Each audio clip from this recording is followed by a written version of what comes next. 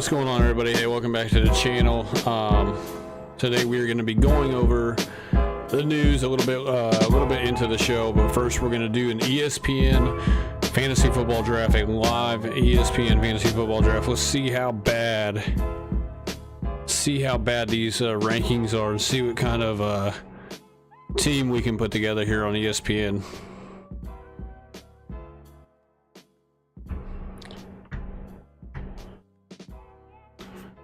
Whoa, it's really zoomed in. Okay. So, welcome back to the channel, guys. I am currently in a... Looks like we're about full. Looks like we're pretty much full here.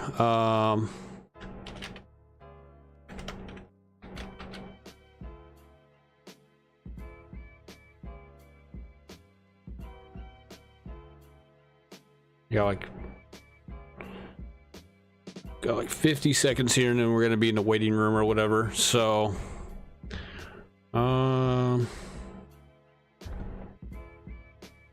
see what this looks like on here. I don't think it's gonna look very good because, like I said, I have this set up for underdog, so it's probably not gonna look very good.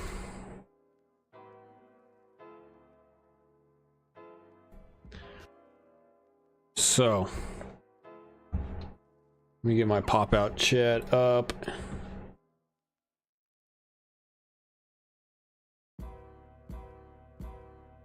I hate that I have to change this. This is the only thing I don't like about YouTube, is that I have to change this link every single time for my pop-up chat or whatever. So I'm not really a fan of it. Let's just go full screen. We're just gonna go full screen here. Looks like it's open here. We are gonna have to find a place to move our camera.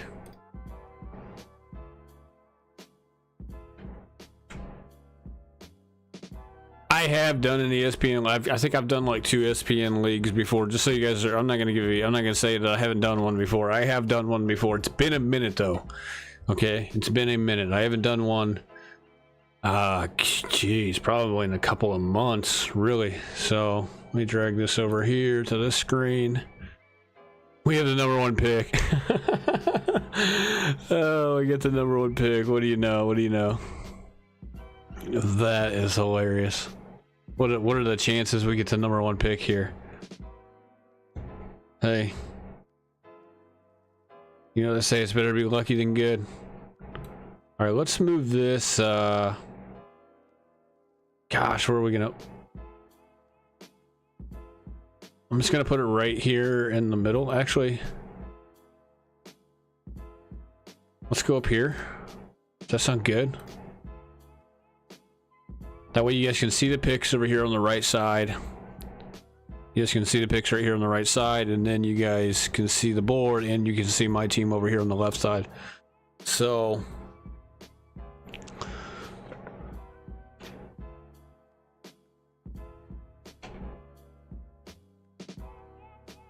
There we go. Let's do that. Anyway, we're full screen. So we got about a minute here. I'm probably gonna go Jefferson. I'm gonna be realistic with you guys. I think I've had the #1 pick before, is what's crazy. So I've done like 2 of these, and let's see where I'm gonna let you guys know where I was drafting from. And the other 2 times I've done these on ESPN. I haven't done an ESPN league in like 2 months, guys, but I've done 2 of them, I believe. And this one I drafted, I got like Josh Allen, Stevenson.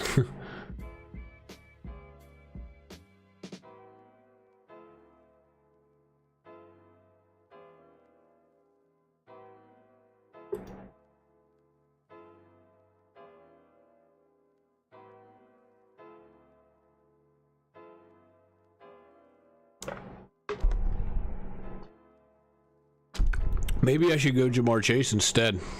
You think I should go Chase instead? I don't know if I have any teams on here with JJ though. No.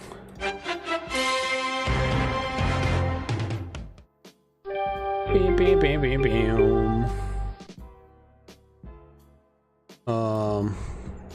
What do you guys think? JJ?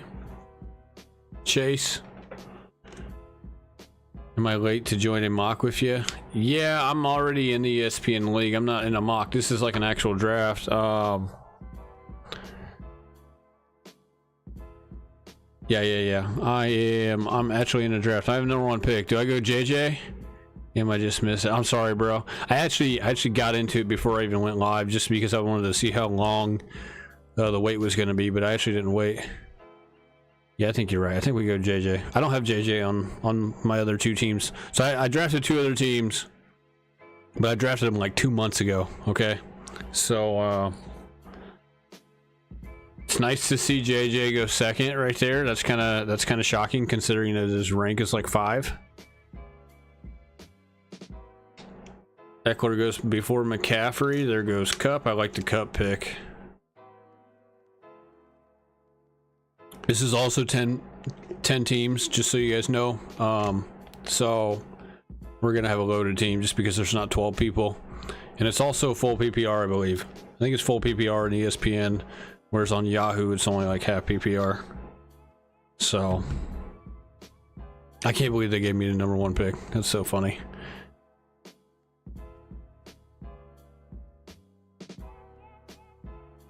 I'm trying to think of what pick I had on this league here.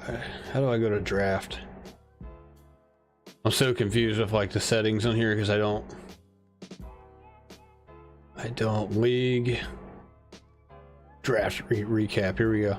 So I had pick 4 in this league, and then in this other league,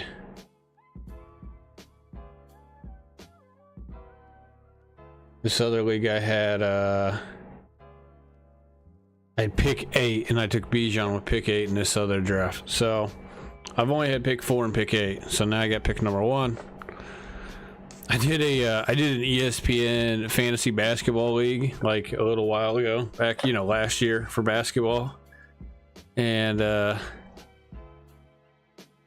ended up getting like the number 1 pick. I ended up getting Nikola Jokic.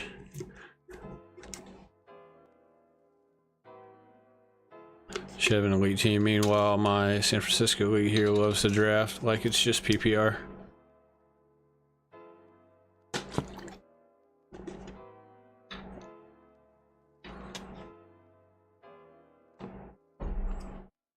So it looks like we're gonna have our shot at like Brees Hall, Mahomes. The fact that we could get Mahomes, or really, but where's Joe Burrow at? Where the heck is Joe Burrow? 44? Oh my god, we can get Joe Burrow in like round 4 easily. Do we do that instead of going with one of these other QBs?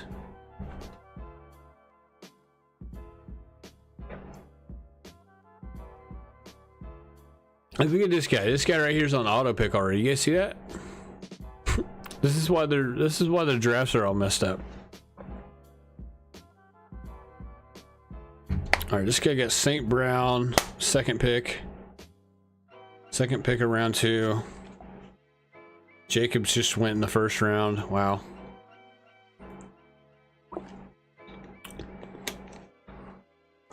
Oh, Jacobs went round number 1, the very back of round 1. That's crazy.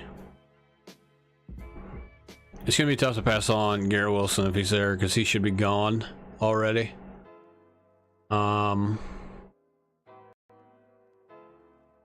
Gosh, I think we wait. Do we wait on QB? I feel like we do.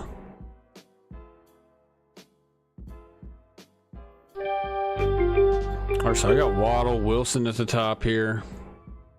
I got Mahomes. I got...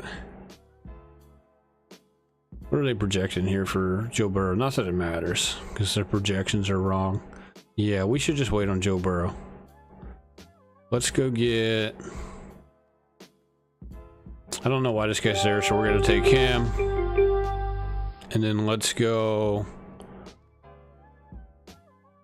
This is PPR. This is full PPR, so I'm going to take Ramondre. I'm just going to, I like Hall, but I'm going to go Ramondre.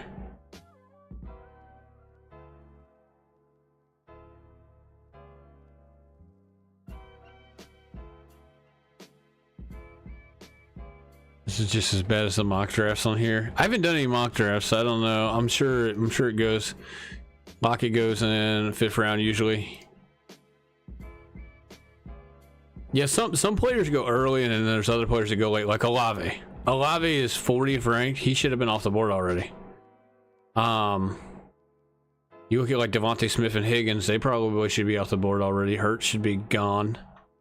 I mean, we're almost out of round 3, and DK, Hurts, Higgins, and Smith. I mean, I think Higgins is a 3rd rounder, maybe even a 4th rounder. But he would have been off already on the underdog leagues or on DraftKings or something. See, they got Aaron Jones ranked pretty high compared to underdog. Rachaad White's ranked really high. Rachaad White is ranked really high. That's like crazy high. 39. Even Pierce at 38. That's kind of high. I guess it's because they're running backs, dude. I don't know. I'm gonna take Stevenson though. I took Stevenson. We're just gonna take a chance, dude. I don't know where Dalvin Cook's gonna end up, man. I hope he goes to Buffalo now. Now that Nyheim Hines had his injury or whatever, maybe Buffalo decides to pick up a running back. That would be like a dream scenario. So if he went to like Buffalo or obviously Miami, we don't want him going to the Jets or to the Patriots. And I don't really have anything invested into Stevenson, other than obviously I have like 20% of them on the best ball leagues, and I have a little bit of them on DraftKings as well, which is also best ball. But I don't have them in my keeper league. There's a chance I could get him in my keeper league, but look, man, if Dalvin Cook goes to New England, I like Stevenson still, but I don't like him as much. Let's just put it that way. It's going to be tough to like him as much when a healthy Dalvin Cook is in town, also sharing the load with him. And let's just say he did go to New England. I think there's a chance that you could see something very similar. So look, Damian Harris was there last year. He did end up getting hurt a few games. Damian Harris, he missed a few games last year, and Stevenson was still able to thrive a little bit. Even though, let me see exactly how many games that Harris missed. But what I'm saying is basically if Cook missed a few games here and there, even if he did still sign with the Patriots, there's a chance that Ramondre could still be okay and still be viable if potentially an injury comes up. So, which is I wouldn't say it's very likely that it happens, but there's a good chance because, I mean, Cook's been riddled with injuries. He's worn down. He's going into year 7 now. He's had that shoulder injury. So Stevenson played every single game. Obviously, he played different amounts of snap percentages based off each game. So Damian Harris missed week 6. He came back from week 7 and 8, and he missed week 9 and 10. So that's 3 games. Then he missed 13, 14, 15, 16. And then he played half the snaps week 17 and 18. So he missed 1, 2, 3, 4, 5, 6, 7 games. So, like if Cook came and he missed like 5 or 6 games, there's a chance that I could still be a little bit on board with Stevenson. It's just, why is Najee Harris still on the board?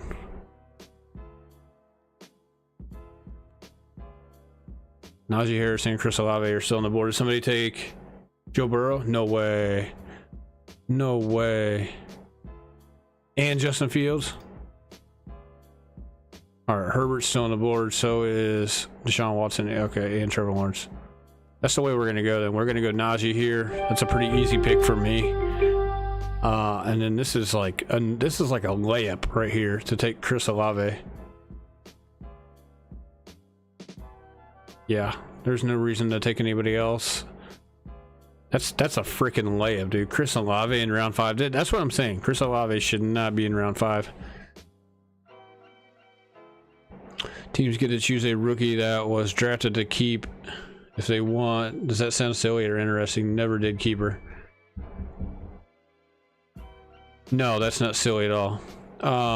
So like in my league, I'm actually gonna go over my league and kind of go over the auction stuff. So I'm in an auction keeper, so it's really nice because you can bid on players. And really, if you've never done an auction league before, especially like in person, it's so much fun. It's like so much better than a redraft. It's not even, it doesn't even compare to a redraft. It's so much more fun because you have guys bickering and arguing, bidding up guys. It's hilarious. It's so fun. If you've never done an auction league, I highly recommend you do one. This is only my 3rd year of doing the auction league, but we have 3 keepers on our team, so we have 15 spots, roster spots.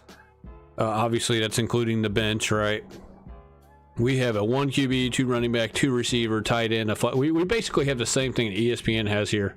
We do our auction on Sleeper, but it's the same setup. You get QB, 2 running backs, 2 receivers, a tight end, a flex, which can be a running back, receiver, or tight end. And then you also have a defense and a kicker, and you have 1, 2, 3, 5, 6, 7. I think you have 1 more bench spot on ESPN than what we do on the Sleeper auction league. But I highly recommend. Well, you still got a question about keeper. How does it usually get set up? I want to have my redraft league have a twist and take some keeper league rules, but only for only for rookie players and only the top 4 to 6. I mean, it's kind of weird because I don't have a dynasty league. I don't do a dynasty league. I would like to at some point, but so if you have 4 to 6 keepers, you might as well just make a dynasty league. Keeper should really only be like 1, 2, or 3 players. It shouldn't be very many, because if you're able to keep like over half your roster, you might as well just make it a dynasty league. You know what I mean? You might as well just make it to where you can keep everybody. The way we do our keeper league, because it's auction, so every single year, and I'm going to go over this a little more in detail once I get to the auction stuff, and I'll go over my league. But you have a $200 budget in my league, okay? That's what you get. Everybody gets $200 every single year. You get that to spend on the makeup of your roster, okay? And then if you have keepers, you keep them for the previous year's draft price plus an extra $5 per year, if that makes any sense. And then like in our keeper league, you can only keep a guy up to like 3 years. And then after that, if you've had a guy for up to 3 years, at the end of the 3 years, then you have to drop that guy back to the pool of players to draft from, to bid on, if that makes any sense. And if it's a redraft keeper, then it's the same thing. You can probably keep a guy up to a set amount of years, which you guys decide. Ours is 3. And then after that 3 years, if you keep that guy for those 3 years straight, then after the following year after that, you have to let the guy go no matter what. You put him back into the pool, and then he gets drafted wherever he gets drafted. In our case, it's different because you can get the same guy again. All you got to do is bid on him. All you got to do is put money on him. So I'll go over my my keeper league and my auction league. It's a keeper auction league is what it is, and I'll go over it and I'll break it down a little more if you're interested. But I'll get into that after I'm done with this draft, actually.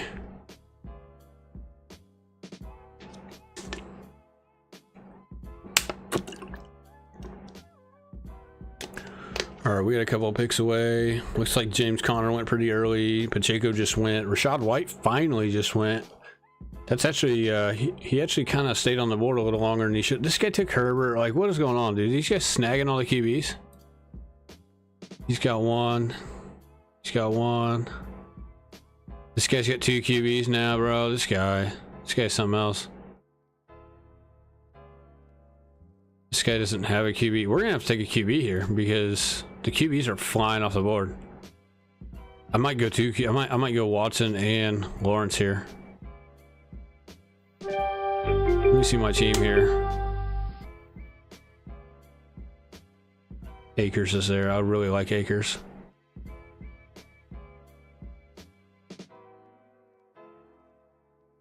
All right, I'm going to take Akers. I'm not going to pass on Akers. I like Akers. Man, and so is Calvin Ridley. Calvin Ridley's right there too, man.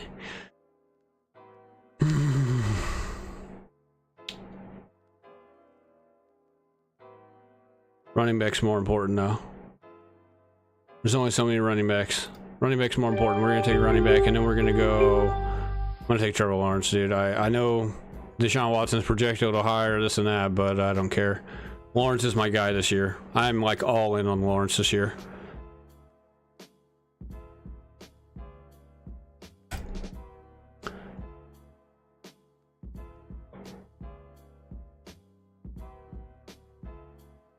You're talking about teams that finish 4th, 5th, and 6th place. So 4th, 5th, and 6th place. Is that what you're talking about? Or are you talking about 4 to 6? It's got to be 4, 5th, and 6, right? 4th, 5th, and 6th place teams can keep one player, but it has to be a rookie. And then if they place 4th, 5th, or 6th again, they can keep an additional rookie that next year. Each rookie can keep for 2 years. Man, that's kind of weird. You got some weird rules, and yeah, it is a little weird.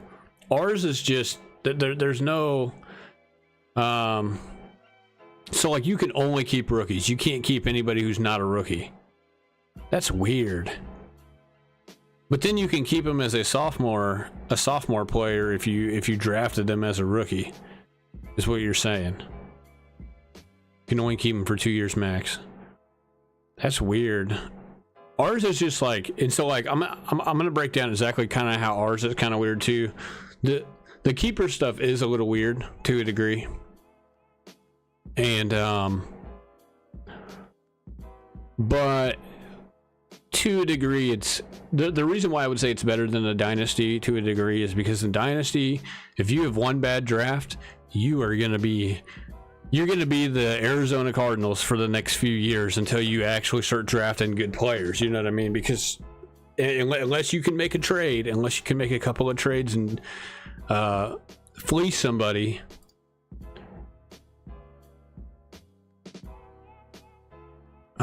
Sorry to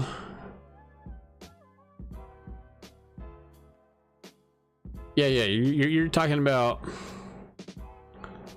So how many guys are in the league, Zion? Like, can you tell me exactly how many people are participating? Is it 6 teams or is it 12 teams? Is it a 12-teamer?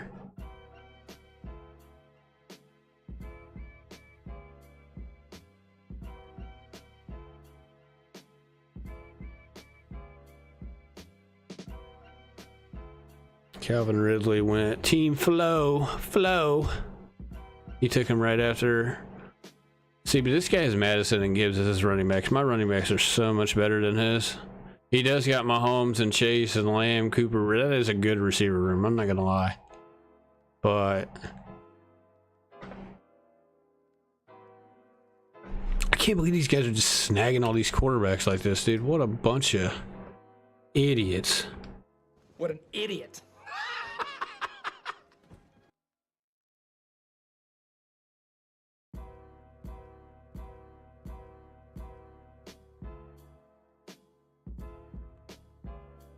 They didn't want to make it a full keeper league, just experiment with just rookies, you know, and reward playoff teams by keeping one who, let's say, broke out.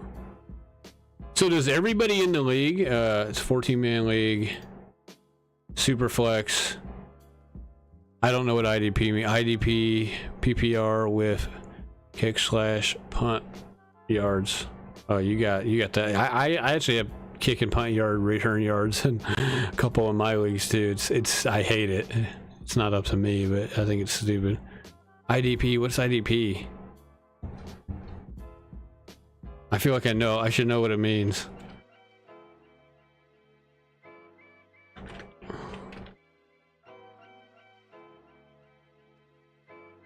Individual defensive player. Okay, that's what that means.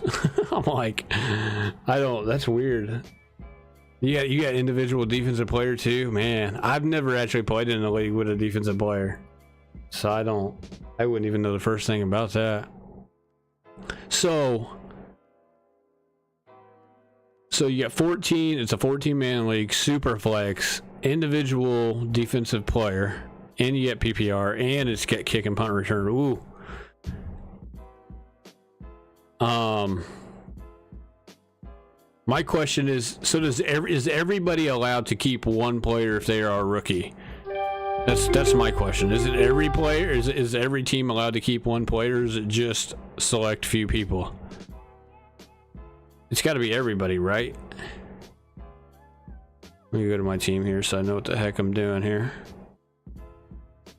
I'm not even paying attention to this draft, to be honest. Let's go,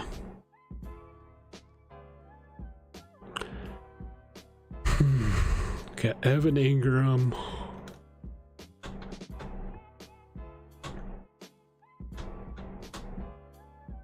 We're gonna take Dotson. And then we're going to take...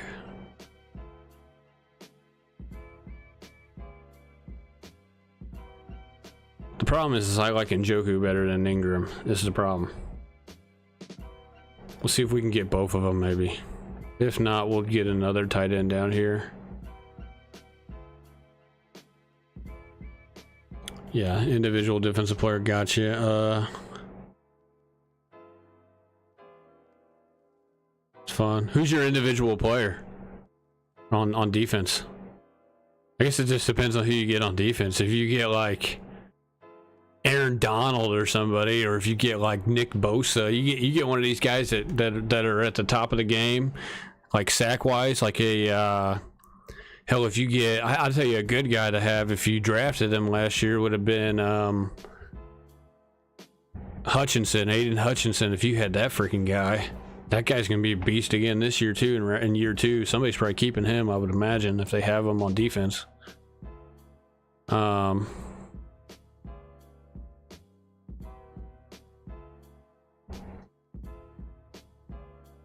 So only the playoff teams are allowed to keep somebody? That's dumb. You can't have rules for some people and not others. How are they supposed to catch up to the guys that are winning if the guys that are winning, you know what I mean? I think like everybody should be allowed to keep a player. You can't have it just for some people. That's kind of... You draft 10 players on defense, but you can only start one, right? You only start one person on defense though, right? Each week? You just got to pick between 10 people.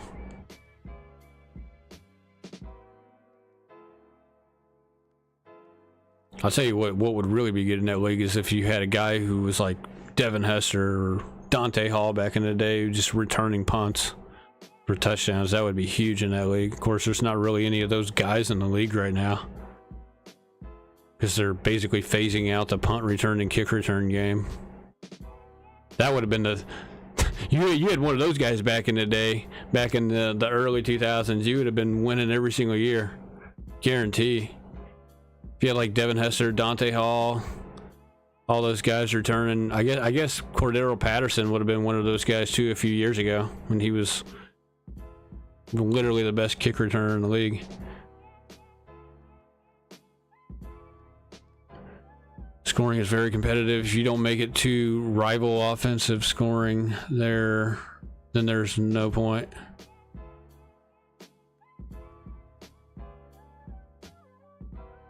You start all 10 defensive players. Wow. How many starters do you have for the whole, like if I had a roster, how many starters would I have for that whole league for each week? Would it be like 20 starters? Because you got to think of all the offensive guys too, right? So you get 10 starters on defense. If you got a quarterback, 2 running backs, 2 receivers, or 3 receivers, I don't know what your league positions are. So what do you got, like 20 people starting every week? 3 defensive line, 3 linebackers, 3 DBs.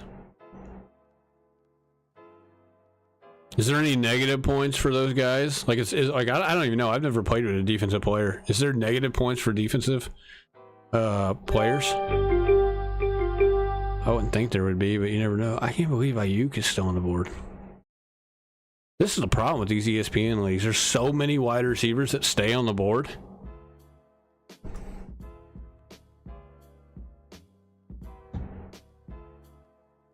They took those tight ends and Njoku Dalton Schultz just went too. Pat Fryer moved. Stupid son of a guns. Well, we don't need to take a tight end. Let's go get. I think by far, without a doubt, Brandon Ayuk is the best receiver on the board. It's not even close. And then we go and get. We got to get a quarterback or a running back. Let me look at the running backs. We got Harris, Stevenson, Akers. I don't like that this guy has. I wish Dylan did not have a bye week 6. This Harris is on bye week 6 as well. Yeah, it doesn't matter. Let's take AJ Dillon. 30 roster spots, 20 starting. Okay. Only negative is fumbles. Okay. I'm guessing the only thing that you can get positive out of your defensive players, what, like tackles, sacks? I'm assuming what, tackles, sacks, interceptions, touchdowns, obviously. You guys have points for like pass deflections and stuff like that as well, or no? That's a lot of stuff to track, man. I guess that's why the computers track it, but still. Good grief. That means every week you got like everybody's team is probably scoring like 300 points probably. That's crazy.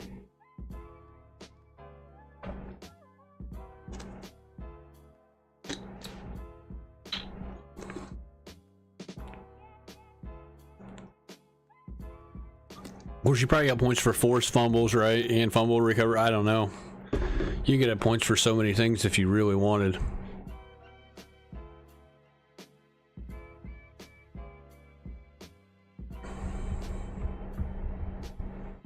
All right, we're not looking too bad here. I'm glad I got Lawrence because I was really planning on getting, obviously, Joe Burrow. That was a no-go.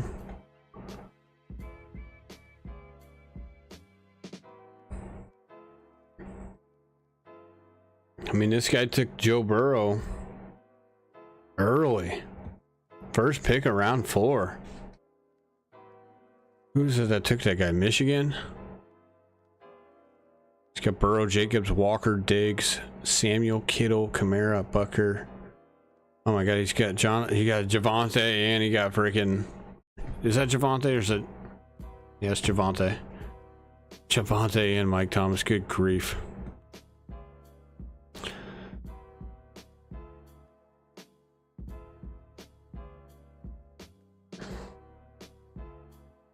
Sacks 5 to 7 points.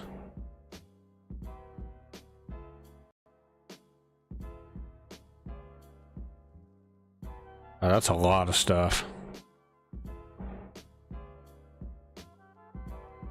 Why is it 2 to 3 points? Why isn't it just a set? Why isn't it just a set point? Doesn't matter how. Oh, it probably matters like how long the sack is, probably, right? If it's like a 2-yard sack versus like a 20-yard sack or something.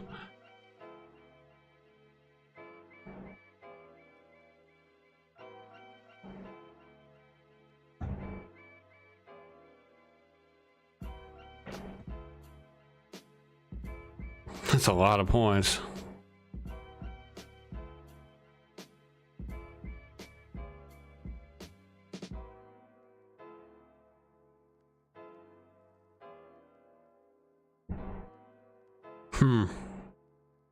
That's kind of weird. That might be too much for me, man, to be having like 20 players on a roster. Especially when you throw on defense, because I wouldn't even know the first thing about defense. I've never been in a defensive league or whatever, a league that's got defense, so wouldn't even know who to draft. I'd go off a list or something probably. I obviously would start with like one of the best or best pass rusher in the game, or top 3. Did somebody take McKinnon, bro? No freaking way. They did. That is stupid.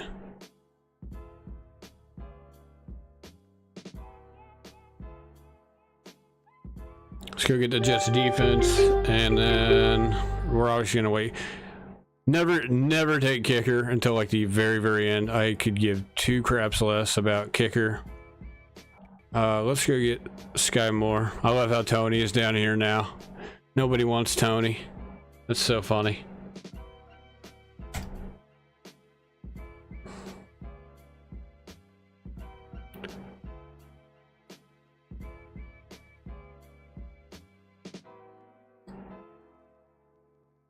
Okay, to match. Okay, I got you. That way there's kind of like an equal emphasis on either defensive or offensive players. I got you. Yeah. Because obviously, like, if the defensive players weren't getting as much points because a sack's only worth like 1 point or whatever, then obviously you're going to go after the receivers that score touchdowns first and everything else. Yeah, I get you. You make it to where there's like an emphasis on really both the scoring per either offensive player or defensive players very equal. That way, you know, it's not one's not favored over the other. I got you. It kind of makes it a little more equal. So you could have a guy who's like a really good defensive player going like inside the first round, obviously, easily. I got you.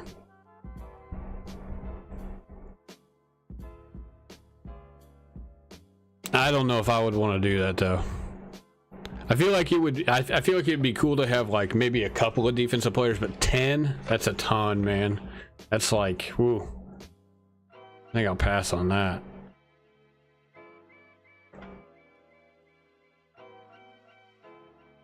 But in the keeper league, man, you can't have it to where some people are allowed to keep players and others aren't. That's not fair. You got to make it fair for everybody. It's definitely not fair if you're allowing the guys that are getting like last place or outside the top 10 if they're not allowed to keep a player at all, because those are the guys who probably need it more than anybody, because if they actually did draft, say, a good rookie, but then the rest of their team was garbage, I don't know.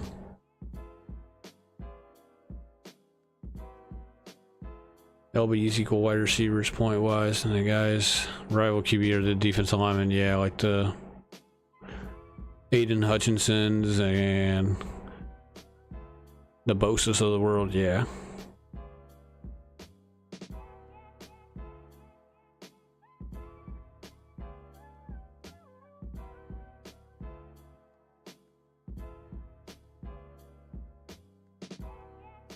Yeah, they would be worth snagging before tight end.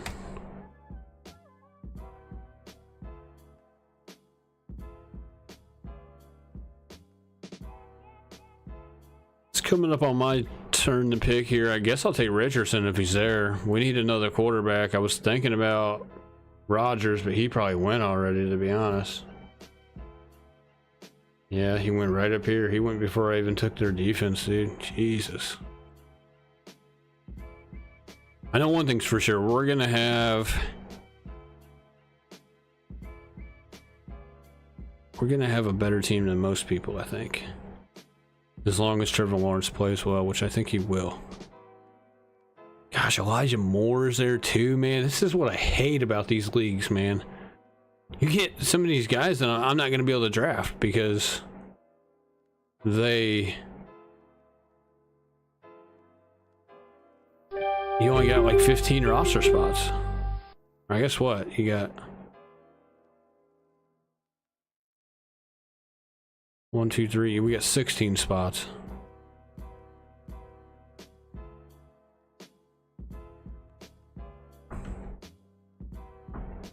We're so good at receiver though. We're so good at receiver that we don't. I mean, as much as I would love to take Elijah Moore, I don't know if we need him. We're so good at receiver. We have JJ, Garrett Wilson, Dotson, Ayuk, and Sky Moore.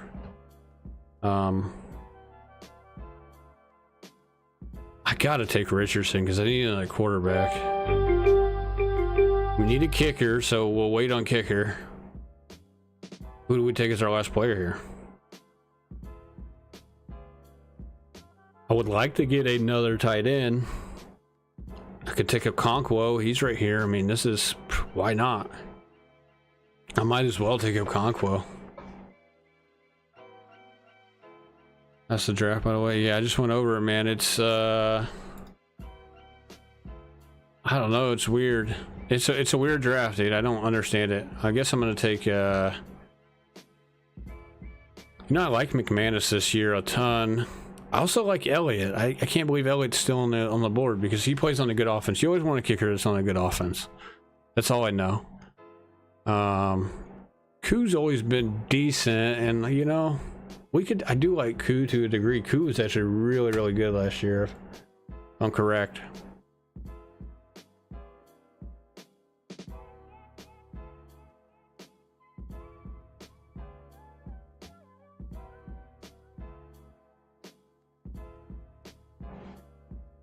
I don't know. I don't think it matters. I do like McManus though, just because he's Jacksonville's kicker now. He doesn't, you know, he used to be Denver's kicker. Now he's kicking in Jacksonville. Jacksonville's got a good offense. I love their offense this year.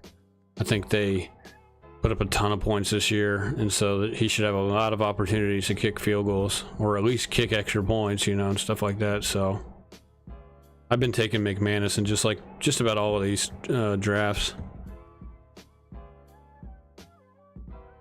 Yeah, thanks for the feedback. Wasn't sure how I'd want to set up my keeper league, especially if it was just like rookies that got to be capped. You know, like, you don't have to do just rookies. You can do everybody, but you just got to set it to a number of players, you know? You got to be like, you got to set it to a couple of different, like either two, like I know guys who are in a keeper league and they only keep one player. We keep 3. There's some people out there, I'm sure, that have like 2 people as a keeper. There's probably some team or some leagues out there where they have like 4 keepers maybe. I think 3 is usually a good number, because in our league you either keep 3 players or you keep 1 or 2 or you keep nobody. You don't have to keep 3. You can only keep 1 guy if you want to. But you can keep up to 3 players, if that makes sense. And then there's also rules on the keepers. You have to have the guy on your roster before the trade deadline. So like if you picked a guy up, say week 16, you can't keep that guy. He has to be continuously on your roster before the trade deadline expires, all the way through the rest of the year. So I'll give you some examples whenever we go over to my league here. I'll show you. We'll start up.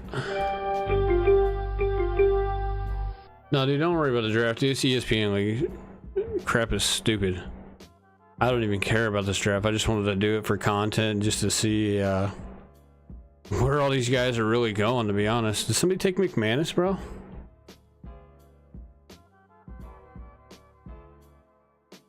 Jake Elliott, McManus. Bro, what's going on here? Jason Myers, Koo. These guys left me all the crappy kickers, dude. Good grief.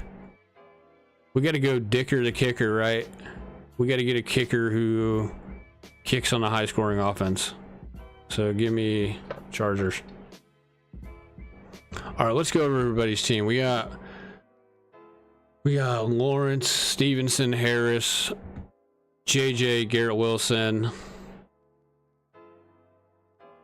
Ingram, Olave at flex, Jets defense, Dicker the kicker. We got Akers, Dotson, Ayuk, Dillon, Sky Moore, Richardson, Okonkwo. It's a pretty good team. It's not bad from the one spot. I will say, I think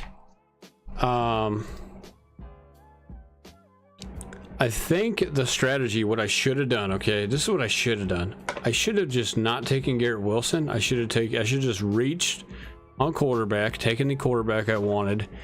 And then, because here's the thing, even if we missed out on Wilson, we could have probably still got Olave as our number 2, and then, you know what I mean, everything else was just like, there's so many receivers that we got that we shouldn't have gotten. Like, we got Dodson, we got Ayuk. Like, these guys are, this is a round 7 guy, beginning of round 7. This is a round 6 guy, potentially even a round 5 guy, and then he goes in round 9 now. We should have just skipped out on Garrett. I know I love Garrett Wilson though. We should just pass on Garrett Wilson, taken our quarterback. Olave would have probably fell to us as our second receiver. Even if we didn't get Olave, we were going to get Calvin Ridley, so it wouldn't have mattered. So yeah, if I had to advise anybody, it's to wait on receiver maybe, especially if you get like JJ or Chase right off the rip.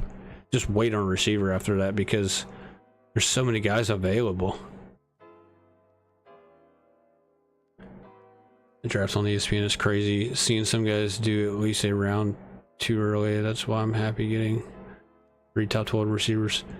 Yeah, I know. I have really good receivers, obviously, but I would rather given up like Wilson for like Burrow, though. That's just my. I mean, I don't know. Maybe, maybe not. We'll see. I think we'll be okay either way. As long as my running, and I have decent running backs, as long as Stevenson can avoid Dalvin Cook, obviously. Let's see what this guy got. Mahomes, Gibbs, Madison, Chase, Lamb, Schultz, Cooper, Saints defense, Koo, Ridley, Swift, P. Ryan, Javonte. No, that's not Javonte. That's Jamal. Yeah, that's Jamal Williams. Jamal, Tony, Gino, Higbee. It's okay. It's good, but I think he's gonna be. I don't think Madison's gonna produce the way he thinks. He actually might end up. He might end up using P. Ryan a little more as his second running back. All right, let's go to team 3. Fields, Eckler, Pollard. It's good. Waddle, Keenan Allen, Goddard, Deontay Johnson, Steelers defense, Carlson, Herbert, Prescott, Myers, McKinnon, Everett. This is a good team too. Everybody's team's gonna look good just because it's a 10-man. I like my receivers a little better because I like Olave and Garrett Wilson over Keenan Allen. So I have 3 guys that like. I like my number 2 receiver and my number 3 receiver. I would argue are better than Keenan Allen. He's got Deontay Johnson. I don't mind Deontay. I like Deontay. I don't mind Waddle either, but I think Waddle's going to suffer a little bit if he if Tyreek goes for 2,000 yards like he says he's going to. Burrow would be better. P. Ryan going off. Yeah, I think P. Ryan's going off this year too. He's really good if you can get him in a full PPR league. That's not bad from that guy from the 3 spot. Chubb and Mixon, Josh Allen, Kupp, Mike Williams. I hate this pick. I hate Mike Williams. There's no way I'm drafting Mike Williams as my number 2 receiver. I would draft Dotson as my number 2 receiver before I would draft Mike Williams. That's how much I dislike Mike Williams. Not as a person, just as a player. Kyle Pitts, Sutton, Bills, Justin Tucker. So this guy decided to take Herbert from me. You know, and look, he took Herbert, and look at his team. It suffered. You got Mike Williams as number 2, Sutton, who's okay, but he's in the flex spot. He's got Chark, Gallup, Tyler Boyd's better than both of those guys. He's got 2 kickers. He's got Bass and Tucker. This is why I didn't get the kicker I wanted, because these guys are drafting 2 kickers and 2 quarterbacks and crap early. Charbonnet, Brian Robinson. Yeah, I don't know about that team, man. It's okay, but I don't think it's competing with my team or Flo's team. My team and Flo's team is way more stacked than that. And we got better running backs. Cousins, McCaffrey, Barkley, Higgins, Godwin. Ooh. Njoku, Breece Hall. He's got good running backs. McCaffrey, Barkley, Breece. That's a good trio. Patriots defense. Myers, Rashad White, Miles Sanders, Lockett, London, Smith-Schuster, Tua, Odell. I mean, it's okay. It's okay. Lamar, Aaron Jones, Pacheco, Tyreek Hill. Is this AJ Brown? Yeah, AJ Brown. Hawkinson, McLaurin, Niners defense, McPherson, Pittman, Pickens, Daniel Jones, Kmet, Mooney, Mostert, Zay Flowers. It's okay. I mean, it's not terrible. I think he's struggling at running back, though. Aaron Jones and Pacheco. And I like Pacheco, don't get me wrong, but he's not a running back, too. I don't think he's an RB2. He's gonna be close to being an RB2 this year, but I don't know, man. He's got like 2 RB2s on his team. Really, Pacheco's probably a high-end RB3, though, if I had to guess. We'll see. We'll see what happens. He could have better running backs, though. His running backs suffered majorly in this draft. Ohio State. Watson, Taylor, Etienne, Metcalf, Mike Evans, Kelsey, Pierce. Packers, Elliott. And he's got James Cook, Dalvin Cook, Brandon Cooks. He's got all the cooks. Perks, Rogers, Rondell Moore, Gesicki. It's okay, I guess. I don't like it. I mean, it's good, but it's not like, I don't know. It'd be good if it was a 12-man league, but it's not a 12-man league. Hurts, Derrick Henry, Connor, Adams, Watson, Andrews, DJ Moore, Cowboys, Graham Gano, Dobbins, Kirk, Freiermuth, Smith and Jigba, Gibson, Eagles. See, this guy took 2 defenses too, bro. This is what I'm talking about. I was looking for the Eagles defense. I couldn't find them.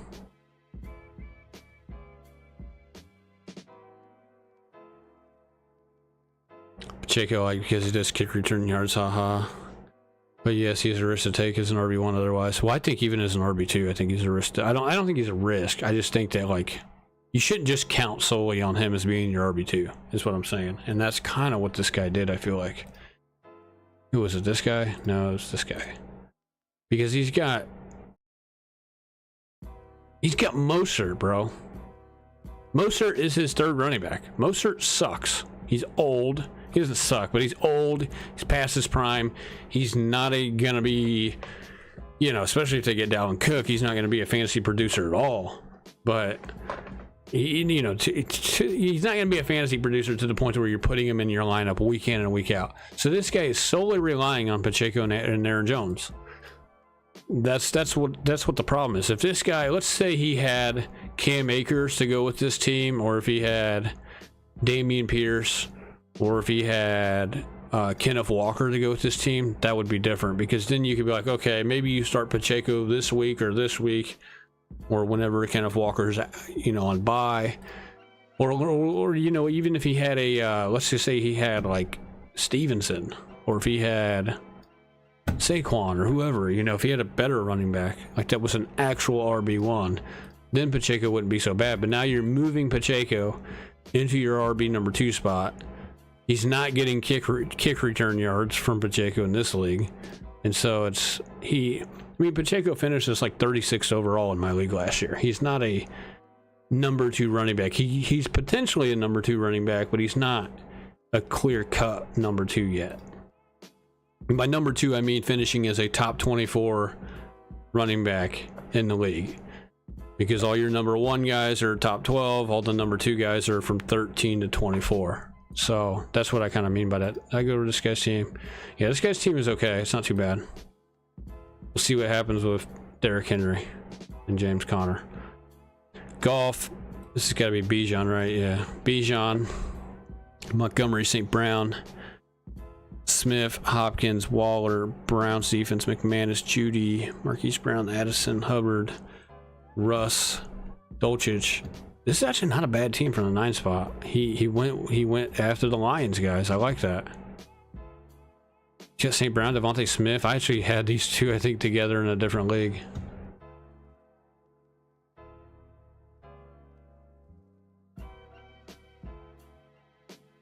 Because he waited, man. He waited too long on running back. That's why.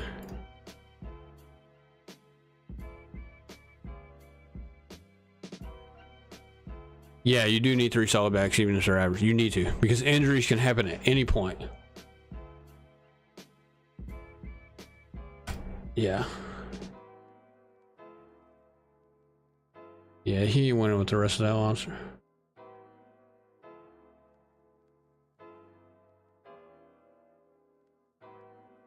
Yeah, I know you like him because of the kick return. Yeah, I would value Pacheco a little more in like your league with the kick return yards. Of course, I don't know if he's going to be the kick returner this year again. I'd be shocked. I don't think they should be using him like that, to be honest. At some point in time, they're going to move away from using him as the kick returner. I don't know if it's this year or next year or when. All right, guy drafted 10th. Joe Burrow, Jacobs, Walker, Diggs, Samuel, Kittle, Kamara, Dolphins, defense, Bucker, He went Javonte and Mike Thomas. He went two guys that are be tough to take this year. Quentin Johnston. See, like this guy should have got P. Ryan if he took Javonte. You know what I mean? Instead of Penny, take P. Ryan. Quentin Johnston, Gabe Davis, Penny, Elijah Moore, John Mechie. It's not bad. The only thing that's bad is Jacobs. This is a terrible pick. Instead of taking Jacobs, this guy should have taken... I'll tell you exactly what this guy should have done. He should have taken St. Brown instead of Jacobs, right? So St. Brown and Diggs would be his number one and number two receiver. And then where did he take Debo? He took Debo right here. So instead of taking Debo, he could have taken Najee or Gibbs, or he could have basically taken any of these top three running backs. Najee, Gibbs, Pierce. He should have taken one of those guys instead. So let's say you got Najee. Let's say he's got Najee, Kenneth Walker, and then he could have had Diggs and St. Brown. I would like that much better than Diggs, Samuel, and Jacobs, Walker, mainly just because of Jacobs. Because Jacobs he's on a bad track this year. I'm telling you right now. Better avoid that guy. High on Sky Moore, rather have him and Mahomes than Mahomes and Pacheco. Yeah, I agree. Depending on the league. Depends on who you got at receiver. If you don't need Sky Moore at receiver because your receivers are already good, I would obviously rather have Mahomes with Pacheco. All right, let's go. I'll go over my sleeper league right now. Here it is.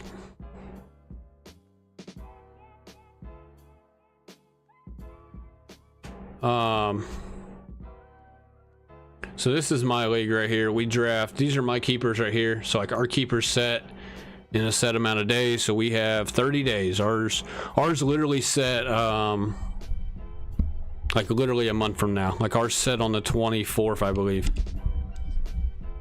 I believe it's the 24th of August is when ours set or whatever. And then our draft day is Wednesday, September 6th. So it's literally a day before the Chiefs game or whatever. We actually have 3 drafts that are scheduled. So we have a Monday draft, a Tuesday draft, and then the auction draft is the last one on Wednesday, 7 o'clock, literally the night before the Chiefs and the Lions kick off. So the reason why we do our draft so late is so everybody knows who's injured and who's not, basically. You don't have to worry about drafting right now like I just did on the ESPN league, where one of those guys could get hurt in preseason or in training camp, and then you'd be screwed. You know, for that guy if he experiences a season-ending injury or whatever. So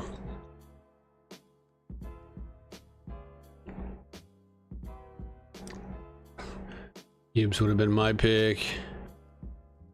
Yeah, he should have did what I said he should have done. Probably he probably would have been better off if I had to guess. Because Jacobs is a no-go for me. So, all right, so let me go to the draft room here. So,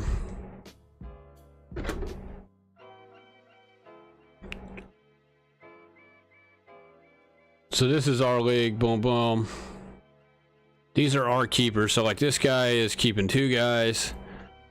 See, this guy, I swear, this guy's playing with me right now. This is actually our commissioner right here. Mugrad. He changed his keepers. This freaking weirdo. And so I have another I actually track all this information down, not just on here.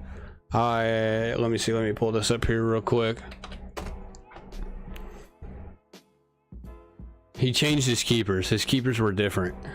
Like literally yesterday they were different. He changed them. He was keeping Tony, St. Brown, and Josh Allen. Now he's keeping Hawkinson and St. Brown. He took Tony off and he took Josh Allen off.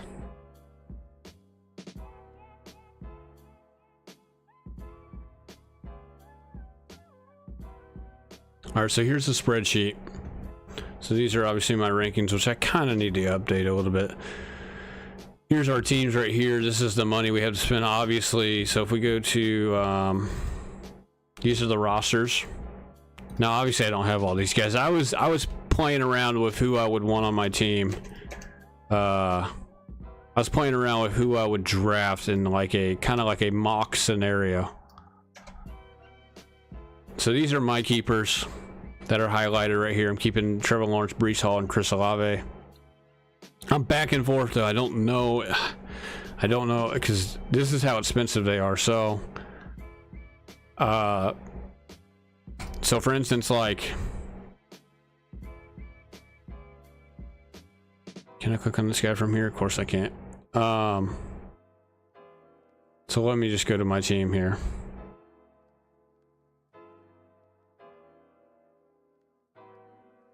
Actually, back to the draft board. So I'll just tell you. So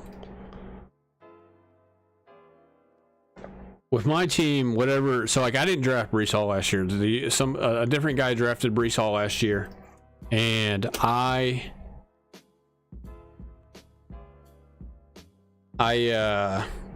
traded for him or whatever. So Breece Hall right here. This guy drafted him for $30 down here, right? This is what he drafted him for. I traded for him. I gave him Mike Williams for Breece Hall. This was like October 5th, so this would have been, I think this was after the Pittsburgh game, I believe. So after the Pittsburgh game, I traded for him. Or maybe it was Cincinnati game. I don't know. I'm trying to think. When was October 5th last year? I think it was after the Pittsburgh game.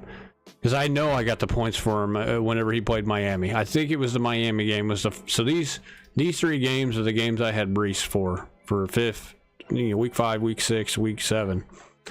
I traded him. So if I keep Breece Hall, I keep him for what he was drafted for, which is $30 plus an extra 5. It's 5 per year that you keep a guy.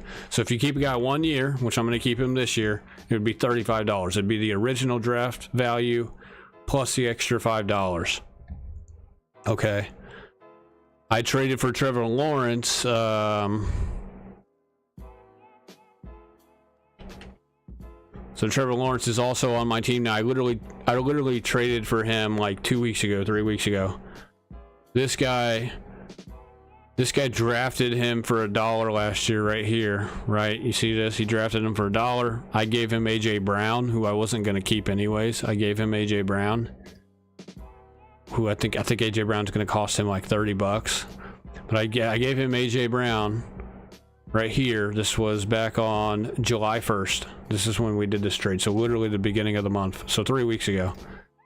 And so now I will keep Trevor Lawrence for $1 plus 5 because it's my first year keeping him. So I'll keep him for $6, which is like a cheap quarterback. So it's obviously a good deal for me. So I get to keep Lawrence for $6. Here's the thing. I can keep Lawrence for 2 more years after this year. I can keep him next year, and then I can keep him the year after that as well. So because I can keep him up to 3 years. And each time it'll be $5 more. So Trevor Lawrence, I'm keeping him for $6. If I decide to keep Lawrence next year, let's say he has a phenomenal year this year and I want to keep him for next year, it'll be $11. It'll be $5 more. It'll be the past year's value plus 5 basically. So that's kind of how our league is. And then you have $200. Obviously I have the formula right here to, it deducts basically what I drafted, what a player. So like if I keep these 3 players, I'm going to have $143 to fill the rest of my roster, which would be 1 more running back, 1 more receiver, a tight end, a flex, a kicker, a defense, and then 1, 2, 3, 4, 5, 6 more bench players. And then we also have an IR spot, but the IR spot's just in case a guy's hurt. It's not really a roster spot. So we have 1, 2, 3, 4, 5, 6, 7, 8, 9. We have 9 starters and then 6 on the bench, so that we have 15 total players. But you have to bid at least $1 on each of your players. So let's just put it this way. Let's say I drafted this. Let's just say you have to draft at least each player for $1. So if I did this. So let's say I keep these 3. The maximum amount of dollars that I can spend on any one player would be $132 because all the rest of my money would be $1 a piece. You have to draft, you have to fill your roster for at least $1 a piece for each player, for each position, even if it's a bench player. Like, I can't draft a guy for $0. It's not allowed. You have to bid at least $1 on a guy. And so, like, so this is who this guy's keeping. He's keeping Cooper Kupp, Waddle. I'm pretty sure he's going to keep Watson. I'm not quite sure. I know he's talking about... Yeah, see, he changed it to Watson. He had Josh Jacobs as one of his keepers here. So this guy's keeping Hawkinson and St. Brown now. So I'm actually going to adjust that because he was keeping Josh Allen for $43. And he was keeping Tony, obviously, which I didn't think he was going to keep Tony anyways after the news came out.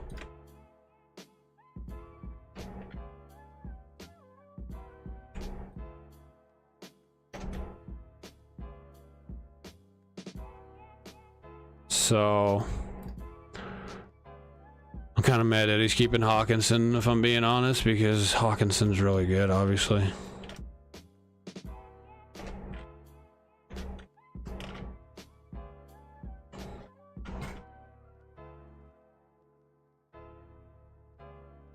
No. Or so he's keeping Hawkinson for, let me see here. He's keeping him for cheap. I know that. So he paid $8 for Hawkins. So he actually drafted him in back-to-back years. So last year he drafted him for $3. He probably should have kept him for $8, but he didn't. What he did was he threw him back into the pool, and then he drafted him again last year for $8. So really, it would have been the same amount of money. So now if he keeps him, it'll be $13 this year. So this would be $13. He's got $175 to spend, which is good for him. That's a lot of money, especially if you already have 2 keepers. What is this? Okay, there it is. Let me see if anybody else is changing their keepers around. That's the same. This is the same. This is the same. This is the same. Same. Okay. This guy's got, see, like, this guy's got Jefferson, Chasing, and Garrett Wilson, bro. Like, you know, it's stupid. It's dumb. I'm telling you. There's some people in our league that need to, like, smarten up a little bit. They need to get a little smarter. This guy's a new guy in our league, so he can't keep anybody. He's not allowed to keep anybody. He's a new player. And then I guess these 2 guys aren't keeping anybody, which I'm shocked. I'm shocked that Tim's not keeping Justin Fields, to be honest. So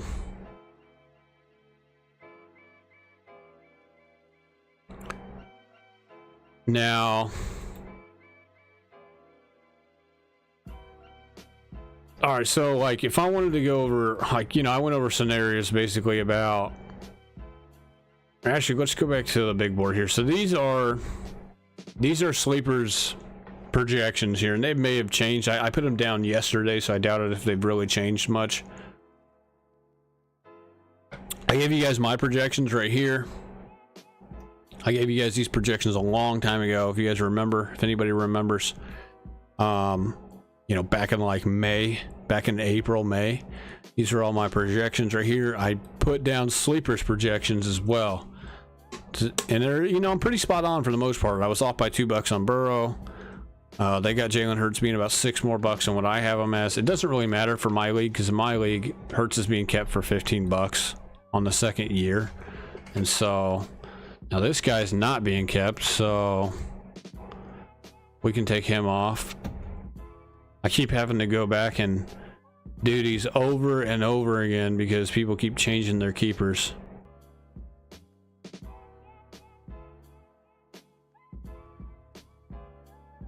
So I highlight these guys in a specific color if they are being kept.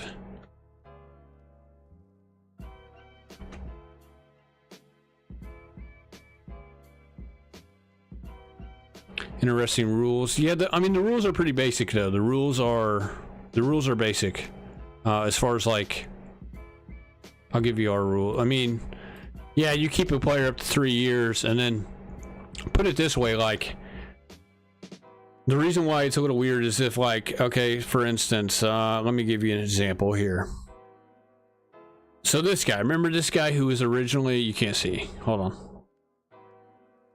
I'll move my camera right here so you can see this guy's team. So this guy right here, who has Hawkinson and St. Brown, I originally had Josh Allen on my team last year, okay? I traded for Josh Allen in the first year, which would have been 2 years ago. And I had him for like half the season of the first year that we did this. And then I had him on my team. So last year was our second year of doing this. I had Josh Allen. I kept him for $5 extra. I kept him for like $38, right? And it was my first year keeping him. I traded this guy, Josh Allen. I got Kenneth Walker from him. I ended up giving him... I gave him Josh Allen, and I got Kenneth Walker and a couple other players or whatever, because my team was kind of in shambles a little bit after Brees and Javonte got hurt on me. So I needed a running back, so I went and got Kenneth Walker. But I gave this guy... So even though I already kept Josh Allen for a year, let's say. I did. I kept him for a year, and then I traded him to this guy. Now, if he would have kept Josh Allen this year, it would have counted as year one of keeping him. Basically, it doesn't matter how long you keep a player. If you trade him to another player, or if you trade him to another manager, I mean, he is his keeper tally resets, if that makes any sense. So say this guy right here. This guy's keeping Jefferson for his second year. He's keeping Jefferson for his second year. If he trades him in the middle of the season this year, and say he trades him to me, and say I want to keep Jefferson next year, it'll count as me keeping him for 1 year. His keeper progress resets basically if you trade a guy in the middle of a year. It'll reset. Never done auction league. I'm telling you, dude, it's insane.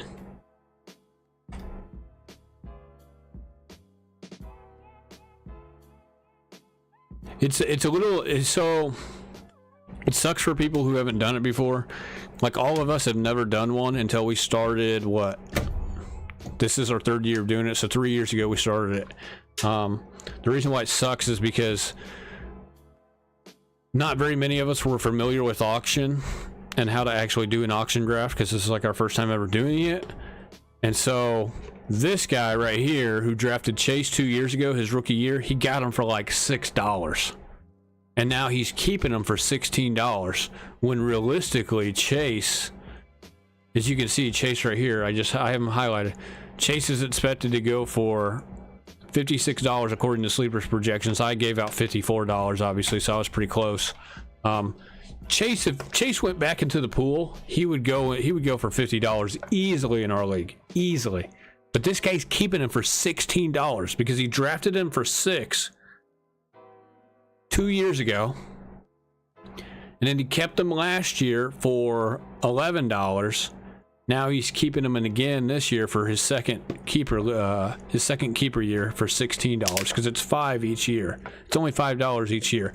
So basically, like in the auction keeper league, what you look for is value. What you look for is value, like even though like even if you draft a really good player, like this guy's probably making a mistake. So this guy, he's keeping McCaffrey, Jackson, and Harris. Now, this will be his second year keeping McCaffrey. The problem is that he probably should let McCaffrey go and try to redraft him, because McCaffrey's projected to go for $65. I got him projected for about 61. He's down here in the green. I gotta move my camera again. I apologize. Let me move my camera again. So he's down here in the green, the guy that's keeping McCaffrey. He's keeping him for $74 because 2 years ago he drafted him for 64. He kept him for 69 last year. Now he's going to keep him for $74. So realistically, he should let McCaffrey go and just try to redraft him for cheaper than what it would cost him to keep him. So he's paying probably an extra, according to them, he's paying like an extra $9 for a guy who, if he just let him go, he could maybe get him for cheaper. He could redraft him for cheaper. So like if you have a keeper and say you don't want to keep a guy and he was on your team last year, that doesn't mean you still can't go draft a guy again. You can still go draft him again. So you can choose not to keep, exactly, yeah, you can choose not to keep anybody in our league. You can choose to keep one guy. Like this guy's choosing to keep Hurts. This guy's only choosing to keep Etienne and Watson. Or you can be like these two guys and keep nobody. This guy's not keeping anybody because he's a brand new league member. We had a league member get out, and this guy's taking over for him. But this guy in our league, you're not allowed to keep anybody if you're brand new to the league and you're taking over for somebody else. All your guys go back to the. Now he gets his $200, so he has a full $200 to bid on players this year. Me, on the other hand, I only have $143 because as soon as these keepers go into effect, it's going to pull that money that I owe on these guys out of my budget.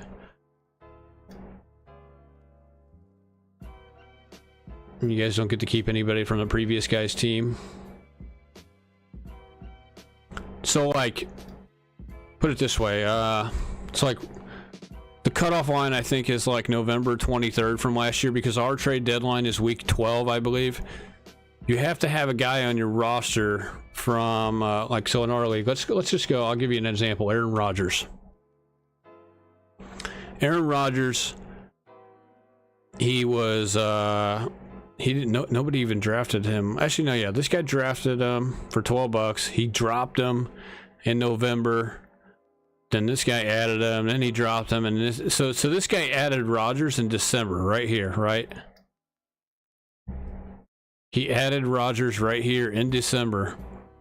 If you didn't add a guy before like November 23rd, which is like right where our deadline is, you have to have that guy on your team before the trade deadline expires. If you have him on your team before the trade deadline expires all the way to the end of the season, then they are eligible to be kept. Now the difference is every player is $5 more than what they were drafted for if you keep them. If it's a free agent, it's like $7. So, like, say somebody was able to keep Rodgers because they picked him up off of waivers. If they wanted to keep him, it would be $7. It'd be a flat rate of $7 because they used their fab money to pick him up off the waiver wire or whatever.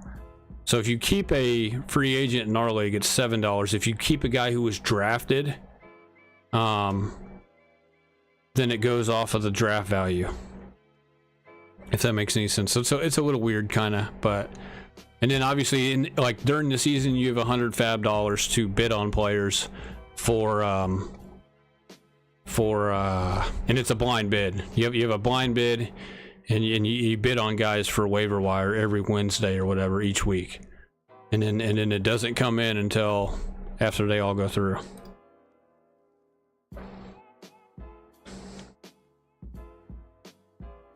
Got offered picks 36 and 37 in exchange for my 17. I pick at 108, 12-man team redraft. My picks would be 8, 32, 36, 37, 41.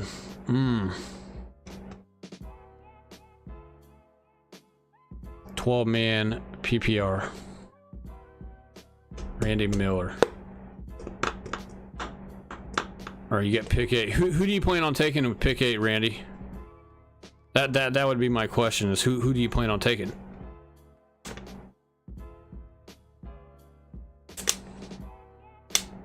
You better be a running back, that's all I'm gonna say. Or I guess it better be a receiver, depending on who the receiver is. It would have to be like Cooper Kupp or somebody that would fall to you at 8. If you give up 17, you're more than likely giving up either a quarterback or like you're giving up Mahomes, Hurts, or Allen, obviously, because you could obviously get those guys pick 17, or you're giving up like a Olave or a Waddle or Barkley, or I guess even Derrick Henry now. I don't know, man. It just depends on who you get and what you. Depends on who you get at 8. If you got Bijan at 8, I would do it, because if you get Bijan at 8, you have a good running back. As of today, Bijan, though, he would probably be gone. Tyreek, Chubb, Saquon, Garrett Wilson. This would be for pick 8, right? This would be for pick 8. Gosh, you would have to get Bijan, dude. You'd have to get Bijan at 8, because if you get Bijan at 8, then you could go Who would you get at 32, man?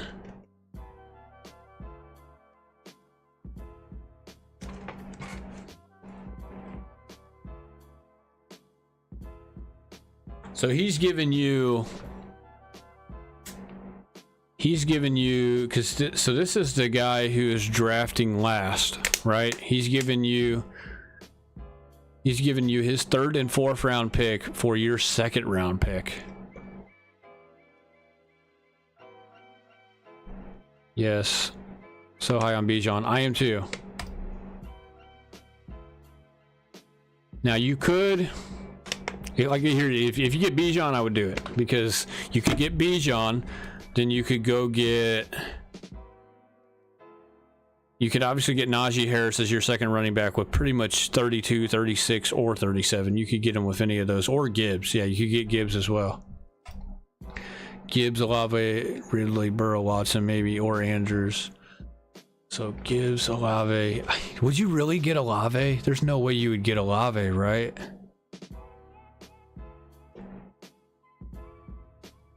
Yeah, I don't know. I don't know about having Gibbs and Bijan on the same team either. I agree. I would want Bijan.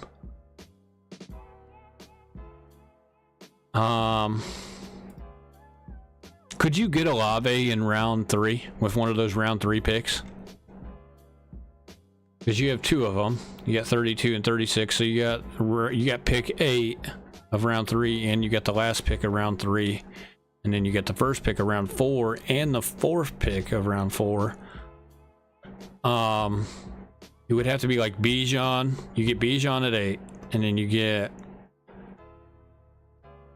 if you could get Olave, it would be outstanding. If you could get Olave at 32, you go Olave, then you take Najee Harris, or you take another running back that you like. I guess Gibbs. Gibbs would be in that range, and so would ETN, and so would, I don't know, anybody else after them, right? Akers, Dobbins, Joe Mixon, Kenneth Walker. But then you could get Watson, and I would hope you would get Calvin Ridley as well. Receivers fall heavy. Which receiver would be, say Bijan went before your pick 8, which receiver would you take? I just want to know who you would take at receiver. Because if you miss out on Bijan, you're forced to take receiver at pick number 8. Okay? And so I would want to know which receiver you would take.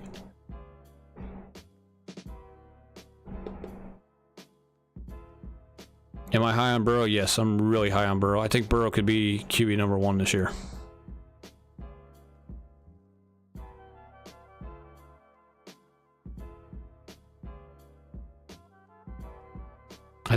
I think Burrow's the best value. He's the best value QB in the draft by far. It's not even close. He's a round 4 guy, sometimes even a round 5. And he should go in like round 2 or 3. He should go with Mahomes. He should go right after Mahomes and Jalen Hurts and all those guys, but he doesn't. Hall, Diggs, or Wilson. Okay. And I don't mind all 3 of those guys. I would obviously, I'm a little higher on Wilson than Diggs, but I do like Hill obviously over both of those guys as well. You know, I would do it. I think I would do it because, you know, I'm not really a big fan.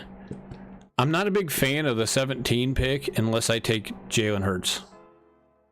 So, but if you wanted to go the route to where you get Joe Burrow, then you don't have to worry about missing out on Jalen Hurts with that pick 17. I'm not gonna lie to you. I really don't like pick 17. I can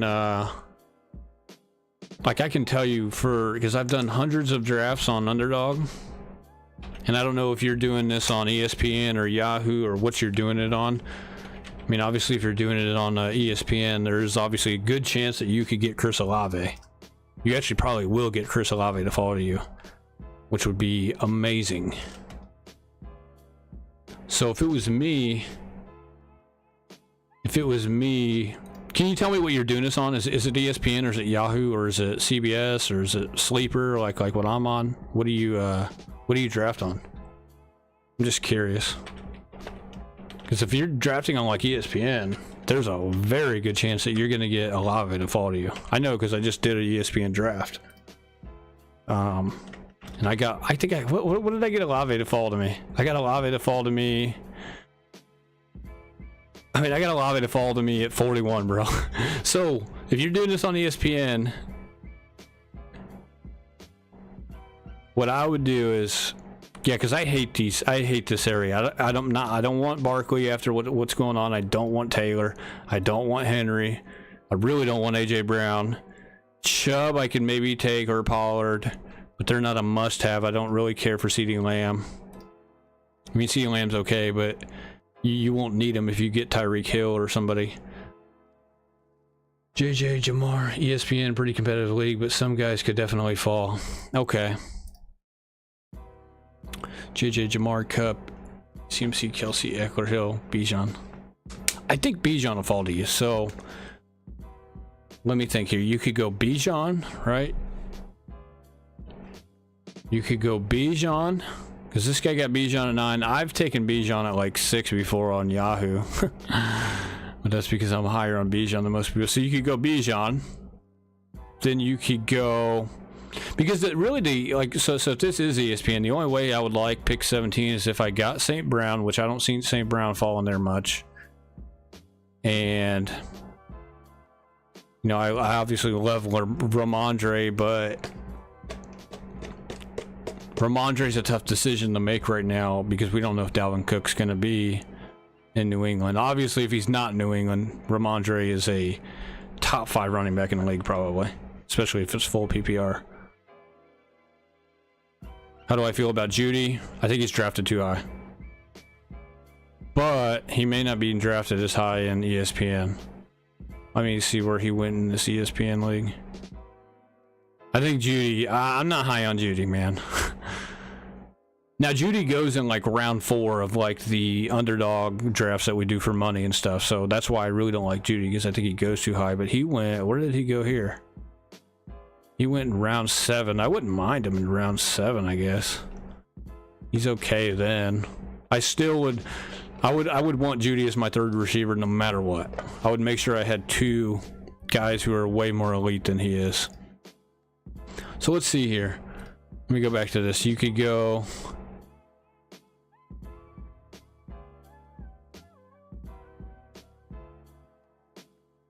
Check his second half numbers. Yeah, I know, but I still think there's guys that are around him that are better. Like I would rather have DJ Moore over him. I would rather have, to a degree, I would rather have Dotson. But the thing is, Dotson's so cheap in this league that you could get them both.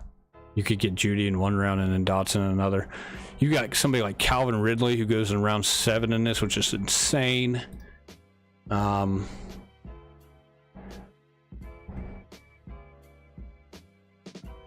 running back, 2 wide receiver, 1 flex, and I'm guessing there's a tight end as well, right?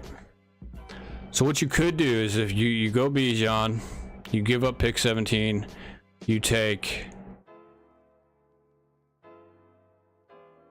you would have to take Burrow. You'd have to get Burrow probably, because I'm starting to see Burrow go like at the beginning here around 4-ish, which this is a 10-man league, so this would be like the end of your 3rd round. So if you had picked 32, I would take Joe Burrow. And then you have picked 35 and 36. You could go Olave, Watson, or you could go Olave, maybe DK if DK's there, if you like DJ. Or not DJ, DK. You would have to get another running back though as well. Basically what you're going to do is you're going to go running back. You're going to get Burrow. And then you're going to get tight end, yes. Yeah, so you take Tyreek Hill or you take Bijan, no matter what, with that pick 8. It's got to be one or the other, depending on who falls to you. You take Tyreek, because Tyreek at pick 8 would be a steal, because he should be a top 5 pick. And then Bijan, I think, is good value for pick number 8, no matter how you look at it. So you take Bijan or Tyreek Hill at pick 8, and then you go You go Burrow at 32. You make sure that you get Olave. Hopefully he would fall to you at 35 or 36. I don't see why he wouldn't, considering... I mean, what's his freaking ADP? Does it show his ADP on here? Not that it matters. If you're in a competitive league, somebody may know about him and they might take him a little early.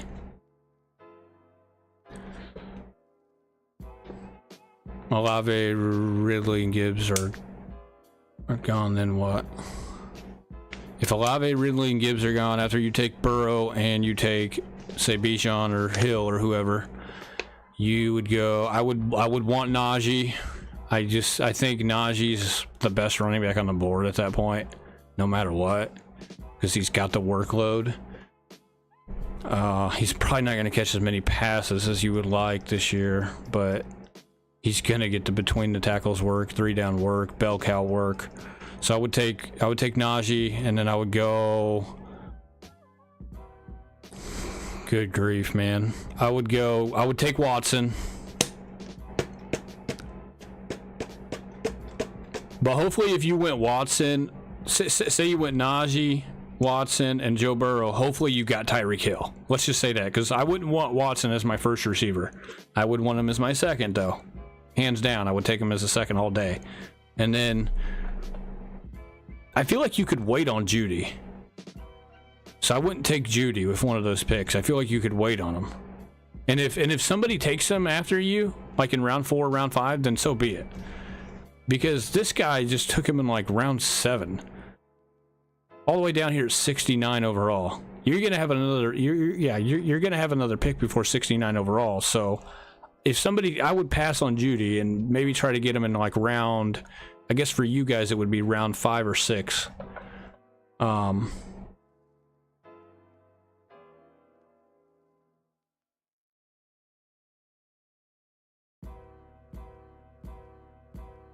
Darren Waller at 32. ESPN drafts are stupid. Yeah, ESPN drafts are stupid.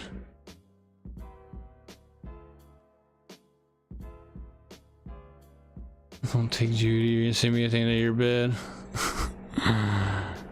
I'm not huge on Judy, man. I'm not gonna lie. Well, and like here's the thing: Judy goes in round 4 of Underdog Fantasy, so that's why I'm not as high on him. So I would say, gosh, you get Najee, you get Tyreek. Let's just say you get Tyreek instead of Bijan. You get Tyreek, you get Najee, you get Joe Burrow, you get Christian Watson, and then you take you would take another running back, whoever you want at running back, whether it's Kenneth Walker, Joe Mixon, Dobbins, Cam Akers, I don't know, whoever you would want. Gibbs, well, let's just say Gibbs was gone. You don't take Gibbs then. I think you trade the pick though, because especially that it's, you know, since it's an ESPN, because the rankings are all jacked up. If I'm being honest, the person I would want here at 17 would be one of the quarterbacks. I would want Mahomes or Jalen Hurts or whoever. So that's just me. Or Josh Allen, you know, whoever you want. Lamar, I don't care who you want.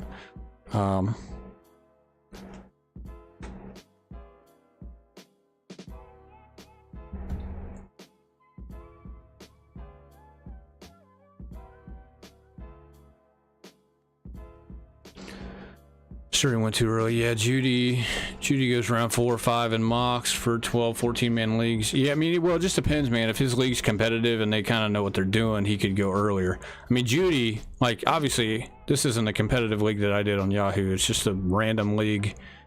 Judy should... I mean, I don't like him that much, but in round 7, yeah, this is good value. This guy got him at the end of round 7. That's huge value. Of course, it's only a 10-man league, though, too, at the same time. So...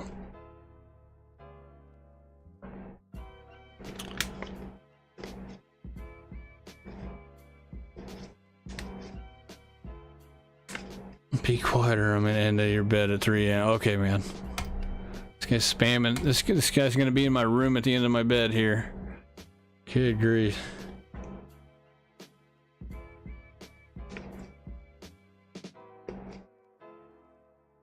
Okay, well, we're gonna have to get rid of this guy. Good grief, man. We've already got our first troller of the day.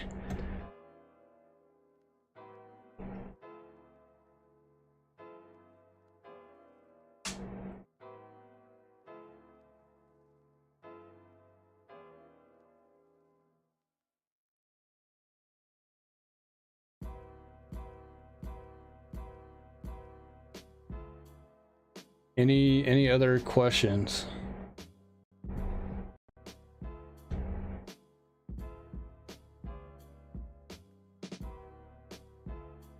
You want me to do a mock? Yeah, I'll do a mock, sure.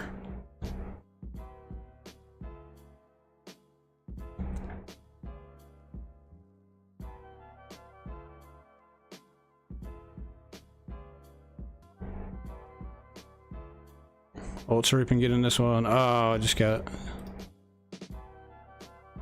I'm gonna refresh it real quick.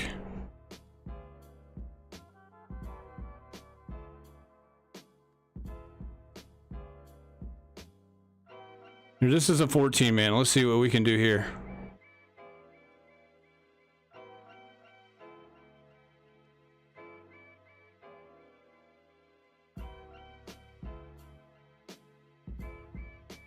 Yeah, let me do a mock real quick. This is a 14 man, so we'll see what we can do. If we can do it in the 14 man, then you should be able to do it in a 12 man.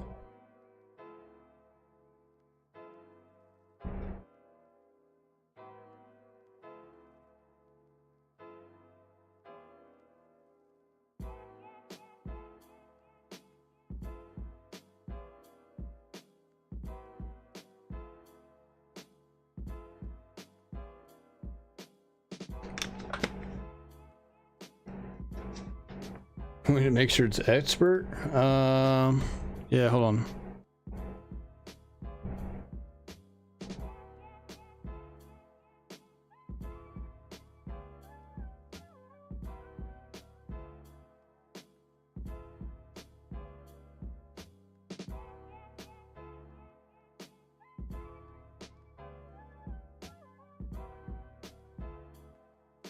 All right, we'll just wait for it. Yeah, this is pro or whatever. Yeah, pro, whatever.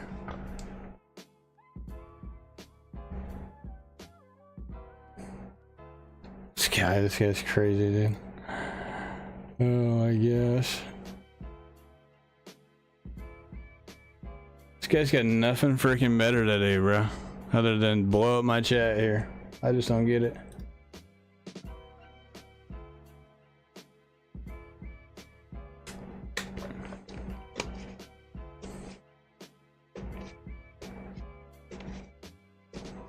Just filled up pretty quick. I didn't think it was going to fill up this quick.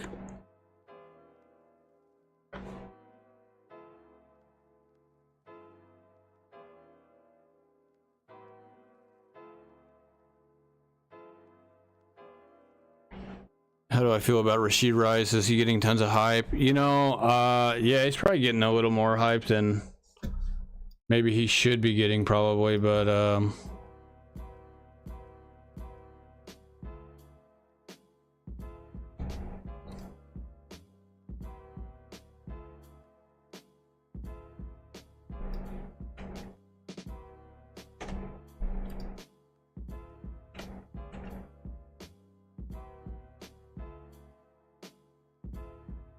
Dash Kid, what's going on, man?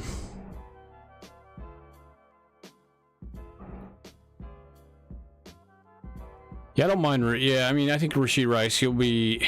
I don't think they're going to use him quite as much as they should use him, but they're going to use him, you know, nonetheless. You know... Freaking, Sky Moore wasn't used very much last year, so... You know, Andy Reid doesn't like to use. I don't think he doesn't put too much into the rookies. So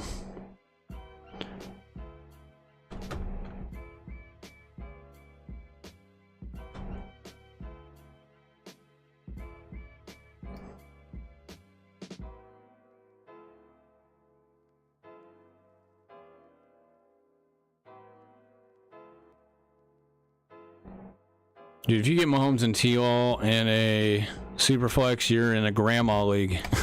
It's like it's what we say. There's no way you should be able to get Mahomes and T-Law in a in a super flex, unless it's like a dynasty or a keeper or something like that. Any redraft type of format, there's no. If you do get Mahomes and say somebody like T-Law, that is pretty crazy.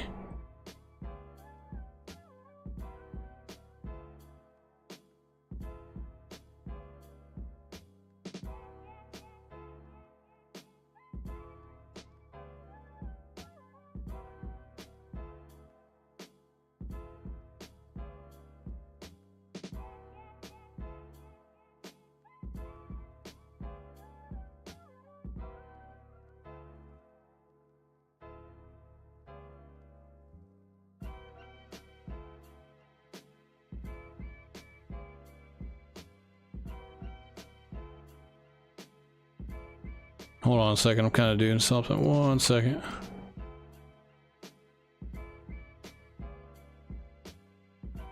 All right.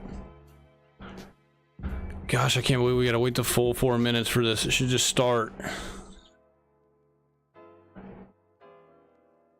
I got pick 11, so I guess I should have picked which pick I want to. Whoops.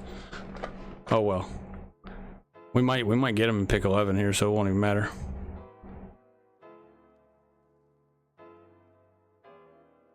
What are your QB rankings outside top 3? Allen, Mahomes, Hurts, Fields, Herbert. So actually, I got Burrow as like my second ranked quarterback this year.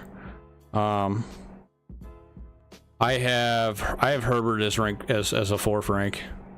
I think Herbert's gonna have a big year this year now that he's got Kellen Moore as offensive coordinator. You got to think he was QB number 2 years ago. So, and then he had obviously a bad year last year. So I think he returns back to form. I do like T-Law. I'm a little high on T-Law as well. I have T-Law just outside the top 5. I'm actually a little higher on T-Law than Fields and Jackson, but it's close. It's close between, you know, because Fields and Lamar have the running upside. So, it's obviously close between like Herbert. It's close between Lawrence, Fields, and Lamar in my opinion. So I'm not as high on Josh Allen as maybe some other people are. So, you know.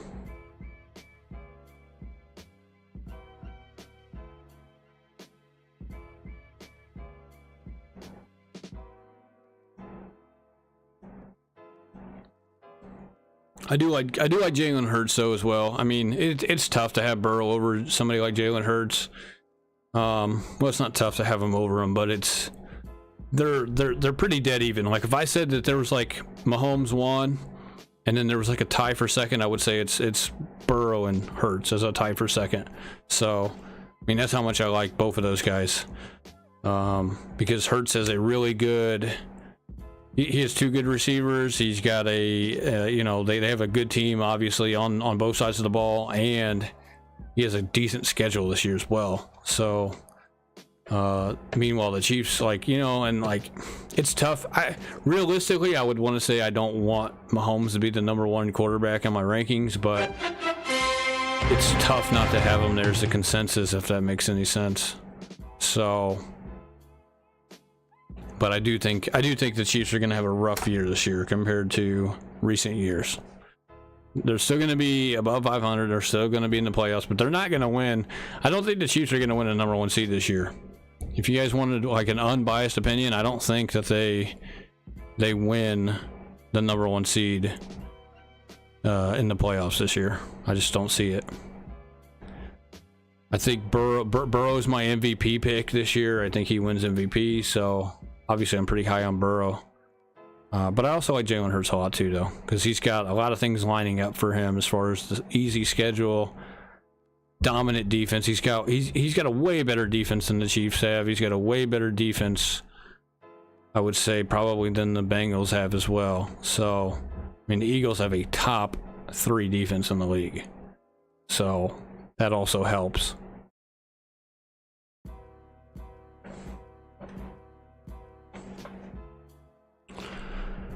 Alrighty, let's see what we can do here. This guy took Mahomes in the beginning as a wow. Okay. I don't hate it. I don't hate the pick. Cooper Cup goes. Somebody take Bijan already? Yeah, they just took Bijan right there. Pick 8. Okay. So see, Bijan fell to 8, bro.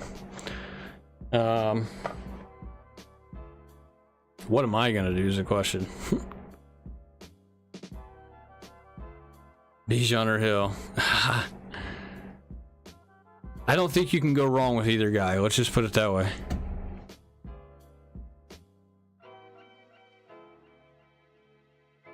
Go. I'm not gonna draft for you. I want you to use your gut instinct. Use your gut instinct, man. You can. I don't think you can go wrong with either guy, though.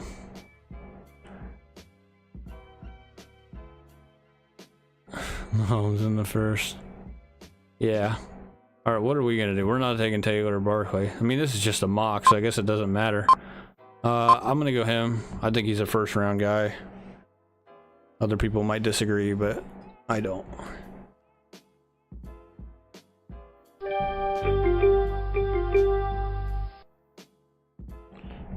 Who this guy take? Allen and Barkley. I know the running backs go pretty early in this crap, so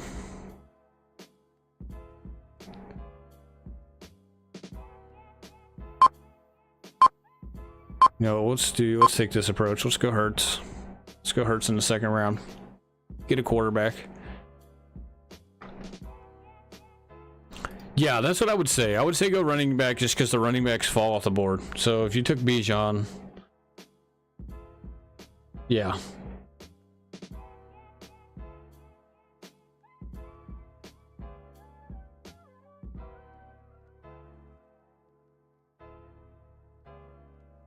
Are you in this draft with me?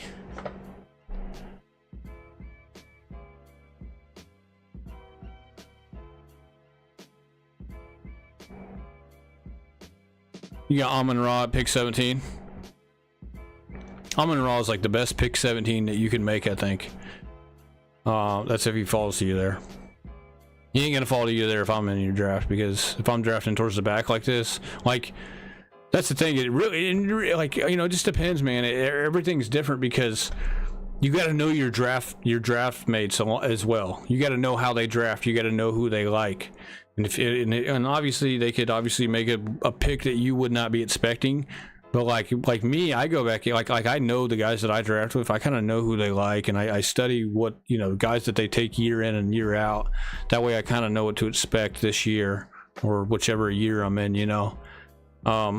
Because there could be a guy there in round 2 for you that like in best ball underdog fantasy, they probably won't be there for you because there's people that know what they're doing. But if you have some teammates who don't really follow it as much, or, you know, they don't know, or if they don't know the ADPs on something like underdog, then they're not going to know where the value is for certain players. You could maybe get a player that falls to you in round 2 that would know, like if you draft with me and you're like, oh, I'm gonna get Amon-Ra in the second round, but if you're drafting with me and I have like pick 11 or 12, you're not gonna get Amon-Ra St. Brown, because I'm gonna take him. You know, I'm gonna take him before it's your turn to pick in round 2, because I'm just higher on him than probably the casual fan is. So and I do my research, and I know, you know, I go over guys that, you know, I look at the stats and everything else just like everybody else, but I also have kind of my beliefs as well. So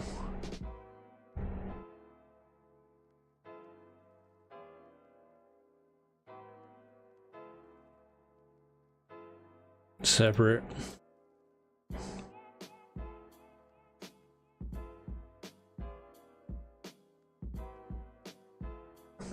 In your league, they're going to do that. They're going to do this right here that you're talking about. They're going to take Hurts and AJ Brown, Allen and Diggs.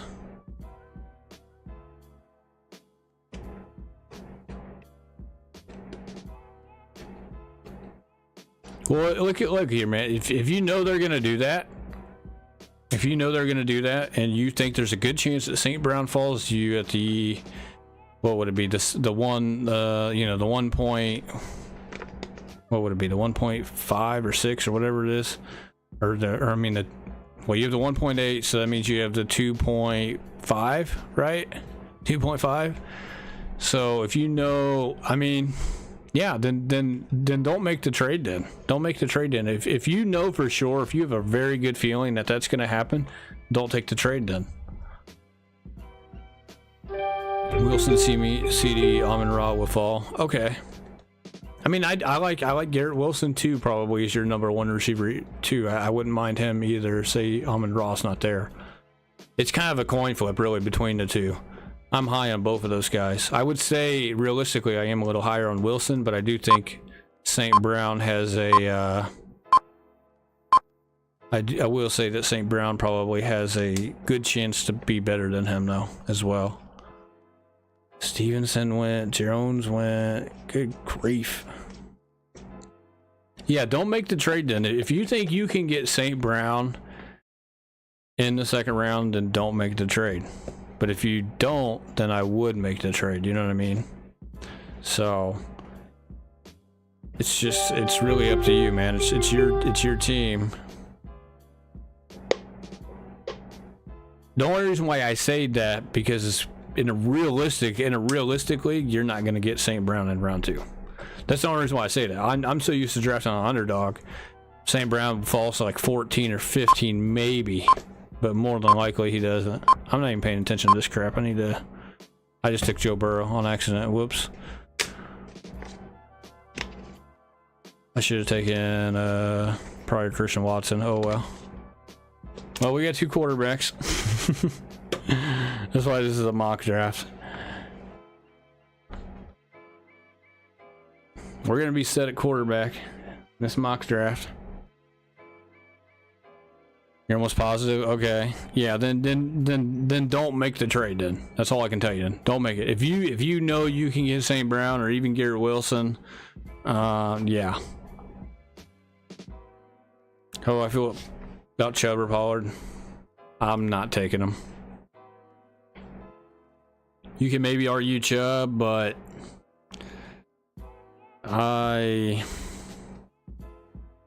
if I'm getting Bijan in round 1, I'm not taking Chubb. I would not go back-to-back running backs in round 1 or 2. It's a losing strategy, in my opinion. And the data would back that up too.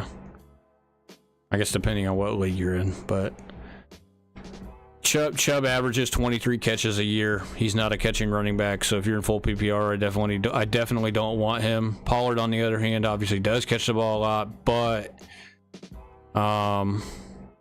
you know, I would like Pollard if you got him in like the 3rd round. You know, I feel like his ADP is a little high.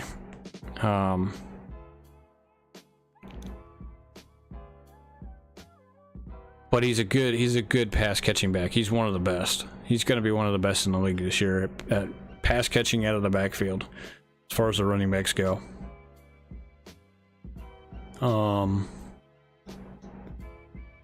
Aside from that, anything else you got? I mean, here's the thing though. Like if you go Bijan, you got to get a receiver in the 2nd round. You have to. You have to. Yeah, I'm passing on Chubb and Pollard in round 2. If I get like St. Brown in round 2 and then say like Pollard's still there in round 3 for some reason, I would consider taking him. Yeah.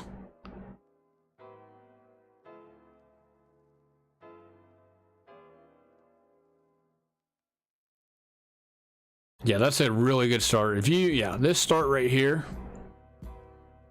although you might consider another running back instead of Ridley in round 5. There's a chance you could get Ridley in round 6. Ridley is like ranked stupid low for some reason. I don't know why, but he is. I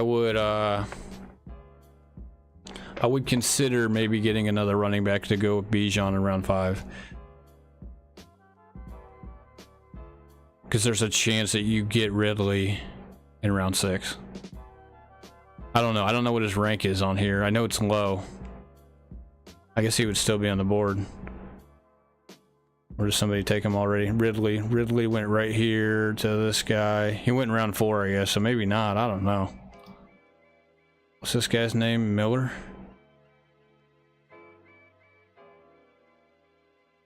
Oh, listen to this name. Team Miller? No, it's... Yeah, it is Team Miller. It's this guy.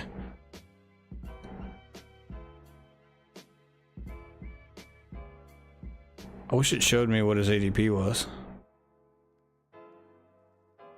Doesn't even show me position rank.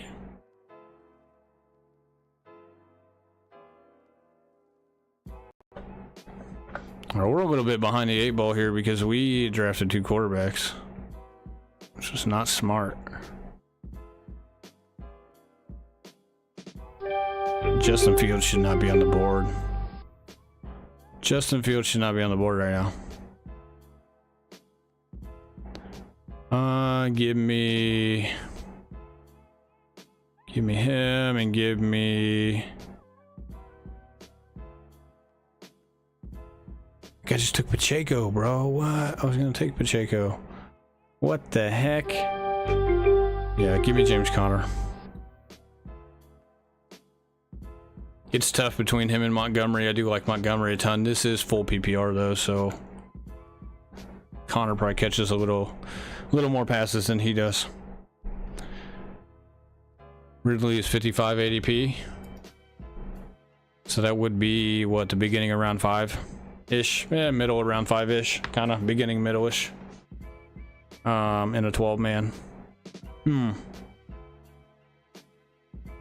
See, I ended up drafting two quarterbacks on accident. I ended up taking Burrow on accident, and I missed out on a running back. Of course, I was drafted from the 11th spot. The 11th spot sucks. Who did I miss out on? I missed out on, like, Pierce. I would have taken Pierce, probably. Or Kenneth Walker. I would have taken one of those 2 guys.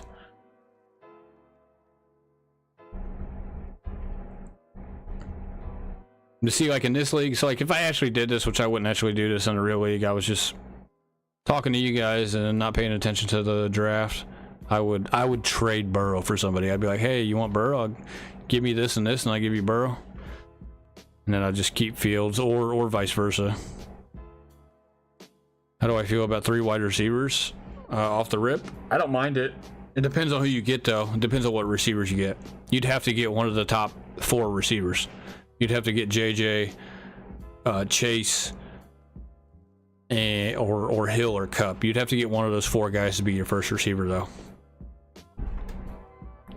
Or I guess you don't have to, but I would like to. But usually, here's the thing. Usually, whenever I get Cup or Hill or JJ or Chase, I usually wait on a receiver if I get one of those guys.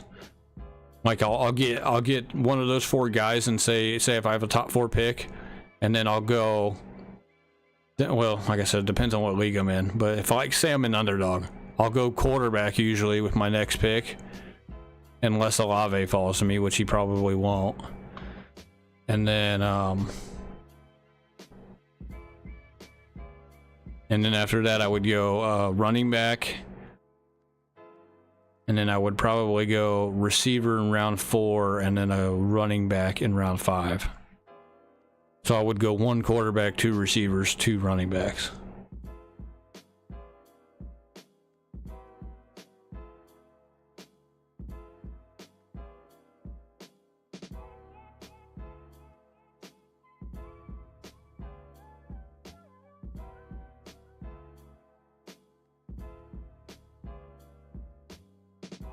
So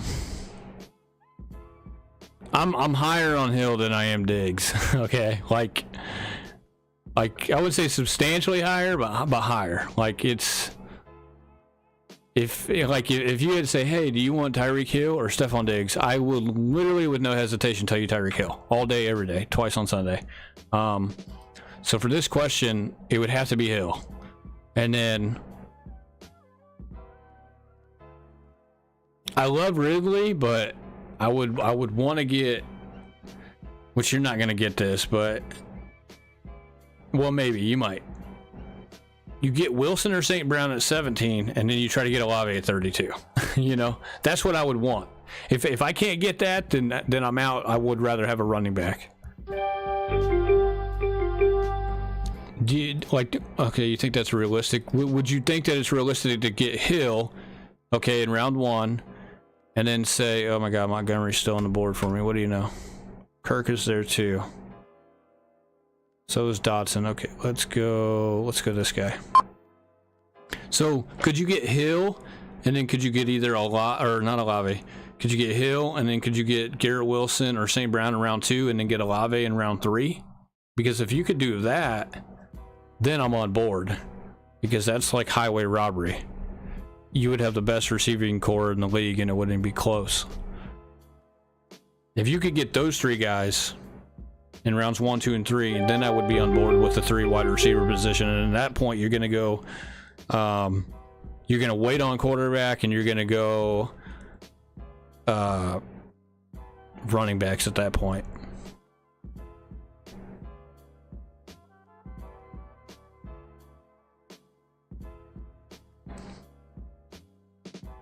I need another water. I'll be right back since I don't have to pick in a minute.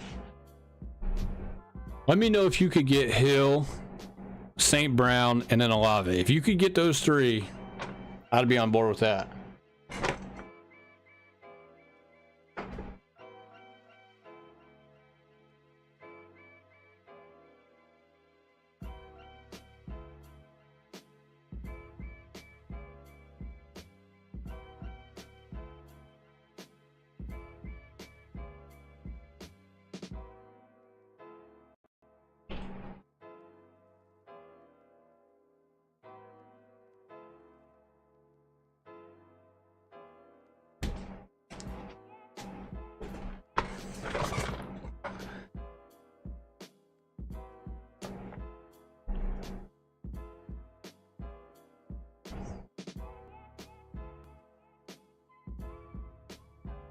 We're not doing too bad considering that we have 2 quarterbacks here.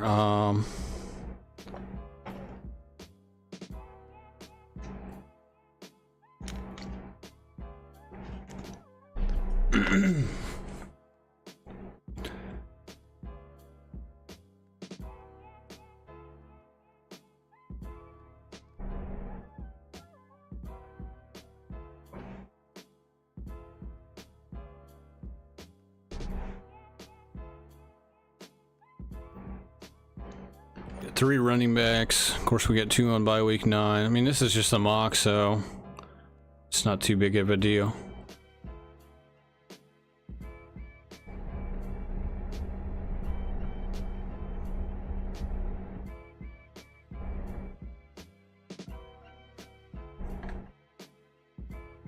There's both Washington running backs. I'm looking for value here. It's so tough to find a value because their projections are all messed up.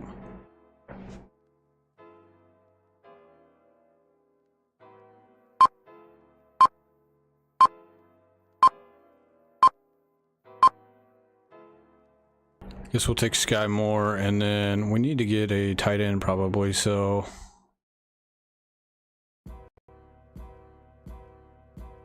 all the tight ends are flying off the board.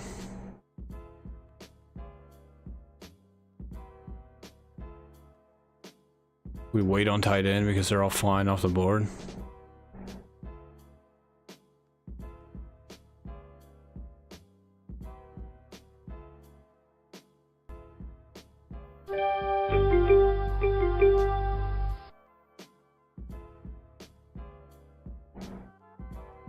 Take McKinnon. Yeah, we'll wait on tight end. We already missed out on all the good ones for the most part anyway, so which it is what it is.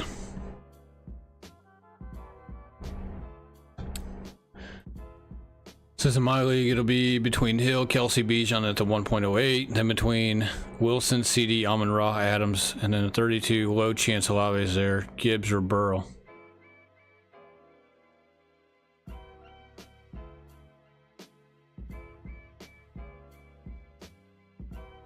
Low chance. What's Olave's ADP? Do you know?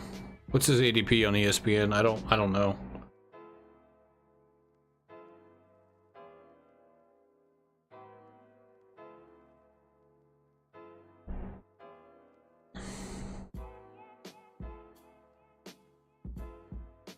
Like, it doesn't show me his ADP on here.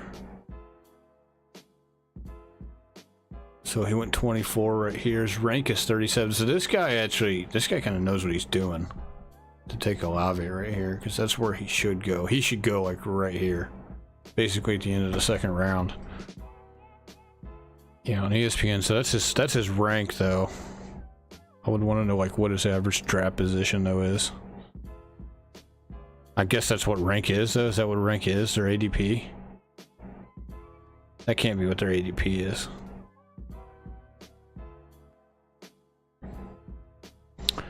Man, you know, it's just it's whatever. You gotta remember, man, the running backs fly off the board is all I'm gonna say. So me personally, if it was my team, I would want Bijan. Considering that there's some decent value receivers, like you can get somebody like Dotson, who I got right here.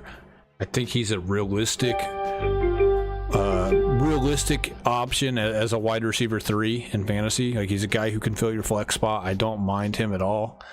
I think you can get some other guys like Elijah Moore, Sky Moore later in the draft.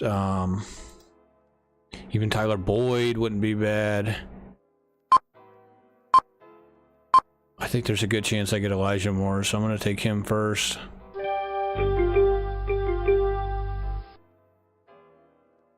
And then, so if it was me, I would want Bijan. And then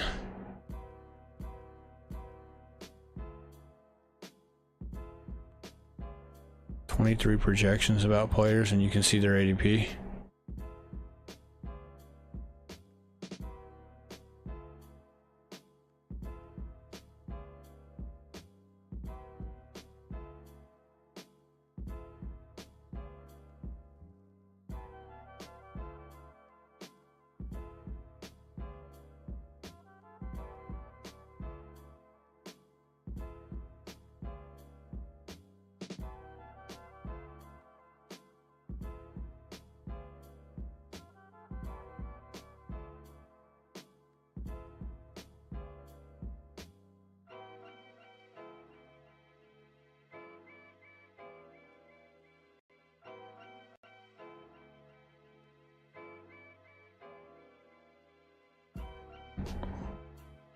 I don't know. I don't see it.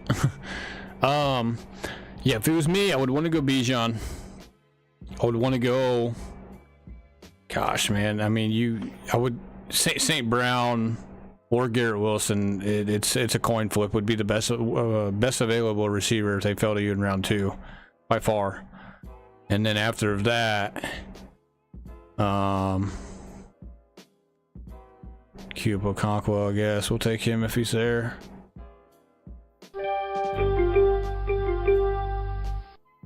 Give me Okonkwo, and gosh, give me a defense, I guess. Oh my god, I'll get all the bad defenses we have on the board here. They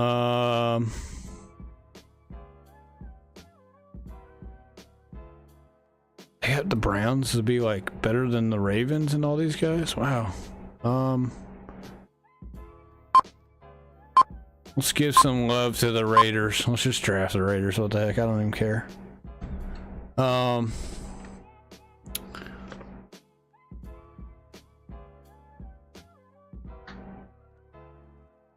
It's above the players that are undrafted.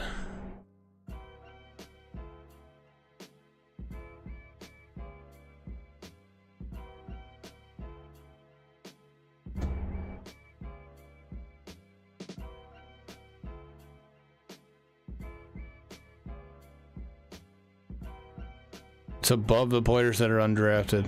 Well, I see their rank. I see the rank, but oh, it's right here. Here it is. ADP. It's all the way over here to the right.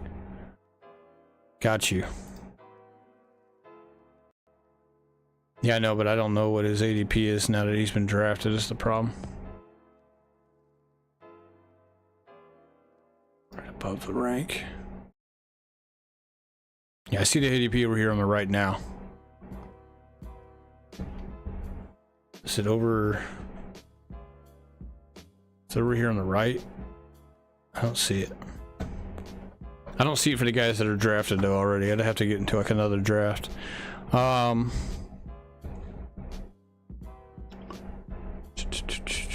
Yeah, that'd be, I don't know, man. If Olave could fall to you in the third, I would say this: your pick sucks.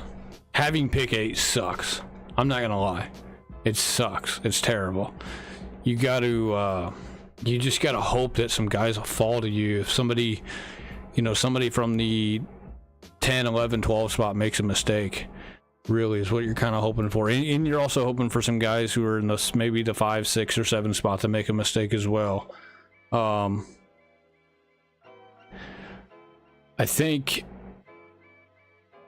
don't think you could go wrong with Hill or Bijan. The problem is that Hill really should be off the board before it even gets to you. And the fact that he's not is kind of crazy. So I wouldn't, like, if there's somebody in the chat or somebody else who thinks like, oh, I would take Hill over Bijan, I'm not going to disagree with them. There's part of me that would say I would rather have Hill. There's also part of me that would rather have Bijan. It's very, very close. Eagles defense is there. We'll take the Eagles. I didn't know the Eagles defense was still there. This is our last pick. We need a kicker. Give me Elliott.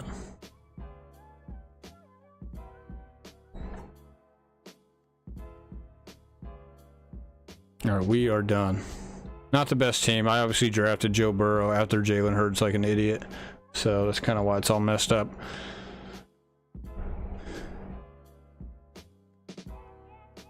Show drafted. Well, it won't let me see now because I've already got them picking all my players.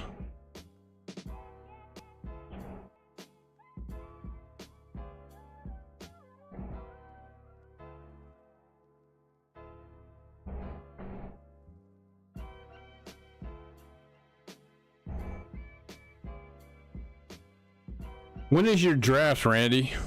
Like when is your actual draft? Like when do you draft these guys? When what's your draft date? See, Hill shouldn't even be here. Hill should go before Eckler. This is the problem, and he doesn't. And Mahomes obviously too. He should go before Mahomes as well. But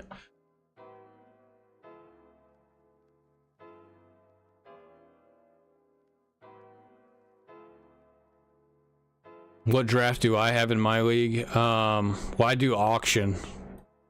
I have an auction league, so like I have keepers, and then I have money to bid on players. So ours is a little different. Ours is like you're in a bidding war with a bunch of people, and so it's a completely different style. I do obviously. I do underdog drafts. I do have another draft, but it is a redraft. I have the number 1 pick, but it's not a regular league. It's like we have double points for out of position scoring and stuff, and so it's a little different. And so that league's going to be like somebody like Jahmyr Gibbs is going to go in round 1 in our league, or he'll at least go at the beginning of round 2 probably.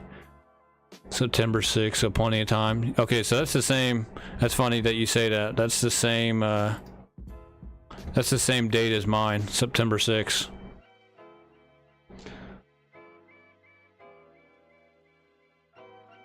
Trades to get their stacks.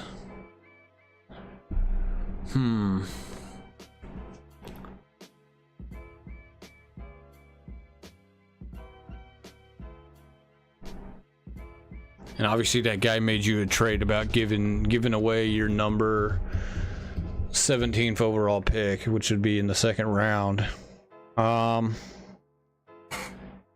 You know, I would just wait on the trade since you have plenty of time. Since you got all that time, I would just wait. I would just wait. Just to put this guy, because like, is this guy desperate for the trade? Do you know? Like, you know what I mean? You need to, like, don't be quick to pull the trigger on a trade, especially if you're not sure. And obviously keep the guy waiting, play hardball with the guy. Maybe he'll give up more, you know? If he wants to give up more, come back and I'll answer. If he wants to give you like another pick on top of that, then You want to see what? Yeah, me too. Me too. I'm in the same boat as you. I want to see what's going on with some of the, well, not even the ones that are holding out. I don't even care about the ones that are holding out, to be honest. I really don't care about Saquon or Josh Jacobs this year, if you want my honest opinion. The one I care about the most is Stevenson. I want to know if Dalvin Cook is going to be going to New England or not. If he doesn't, I'm like all in on Stevenson. Stevenson's going to be the biggest, I wouldn't say the biggest guy coming out of nowhere that nobody's seen coming, because obviously I've seen him coming. There's other people who see him coming. He's coming.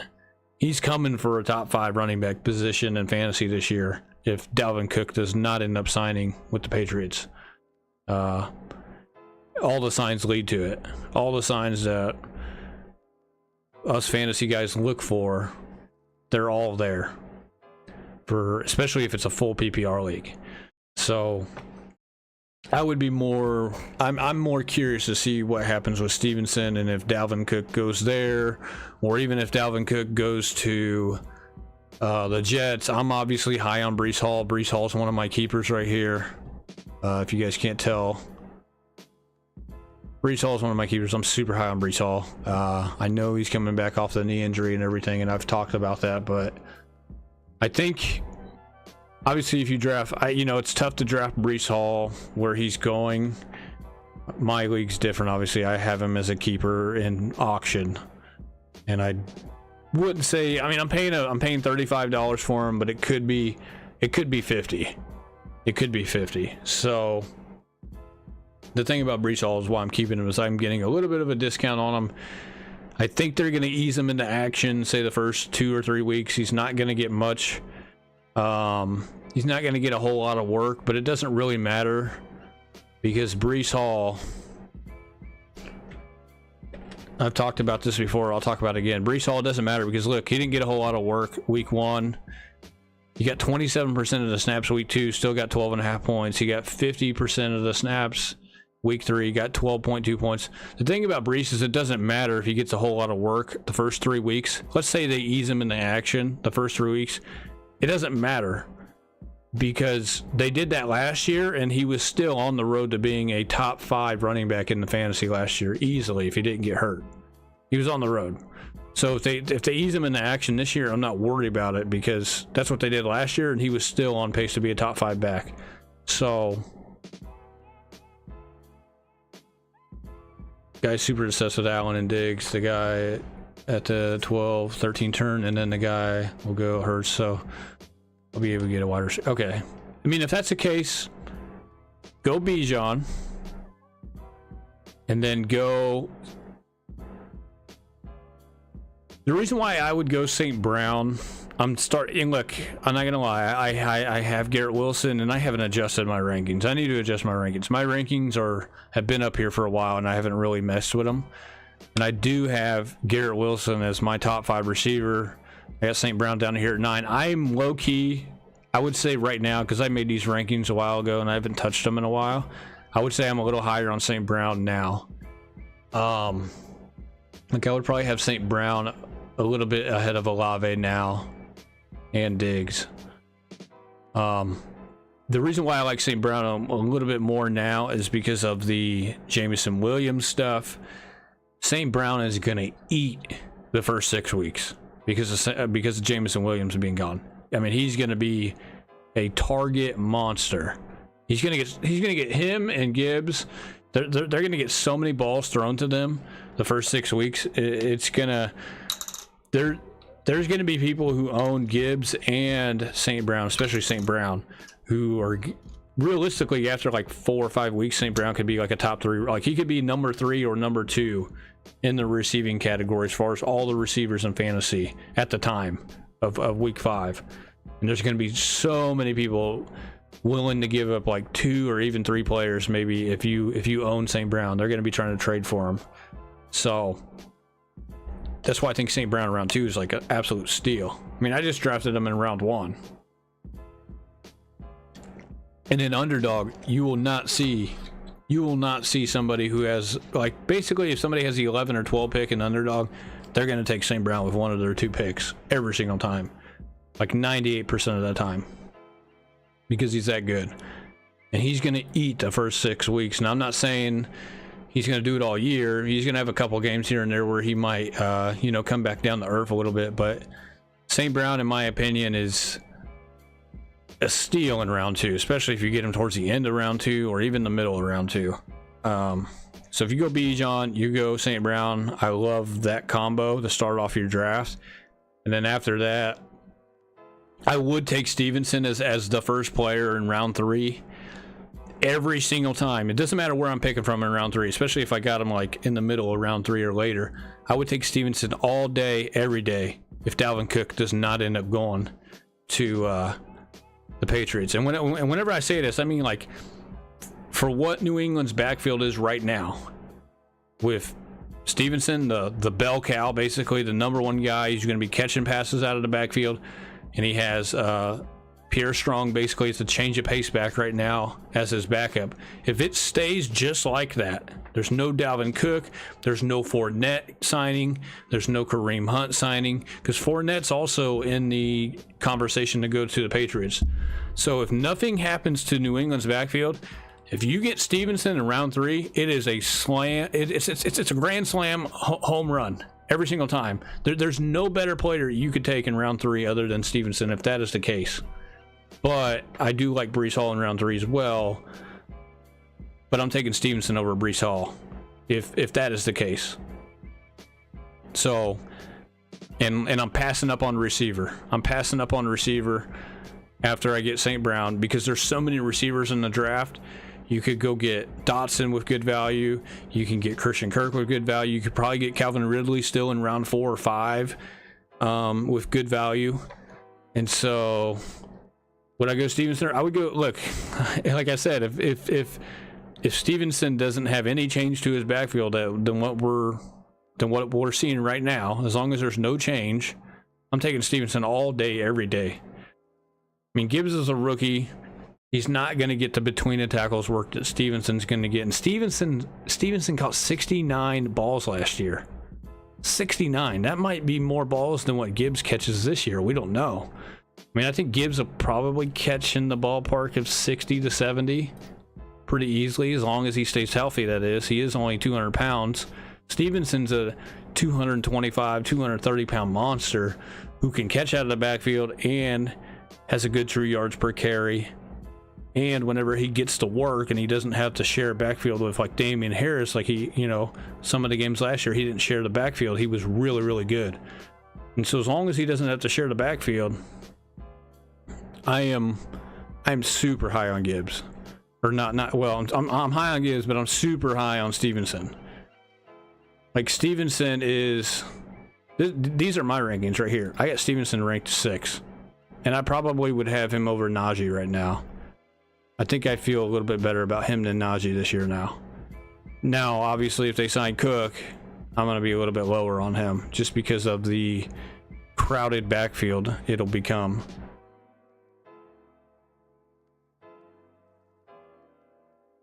Do you think Dotson could be started at my flex week 1, or maybe London / Lockett? So many wide receivers. I would take London over all of those guys first.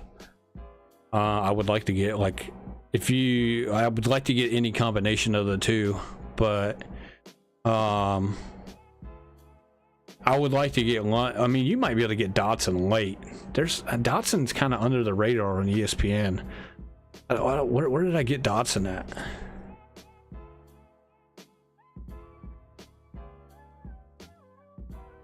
I got Dotson in round 8, dude. And I don't think he'll go, and this is a 12-man, so I would, this is like super good value. To get Dotson at 86 is like stealing. I would take Dotson, I would take him in round 6 or 7. So really, and you're probably going to get him to fall to you in round 7. You would be picking from right here. You'd be picking from 80th overall in round 7, so you could get Dotson right here potentially. And then this guy took London in round 6. So I would take London in round 5. But if he falls you in round 6, that's even better. So you could get a combination of London and Dotson. So you could go Bijan, St. Brown. I don't know if you'll get Stevenson in this round or not. I would take him in a heartbeat at 32, though. If Dalvin Cook and Leonard Fournette go to a different team and they don't go to New England, I would take him in a heartbeat in round 3. I wouldn't even have to think about it. If not, I would probably go Gibbs if I needed a running back. And then you could go Ridley or Burrow.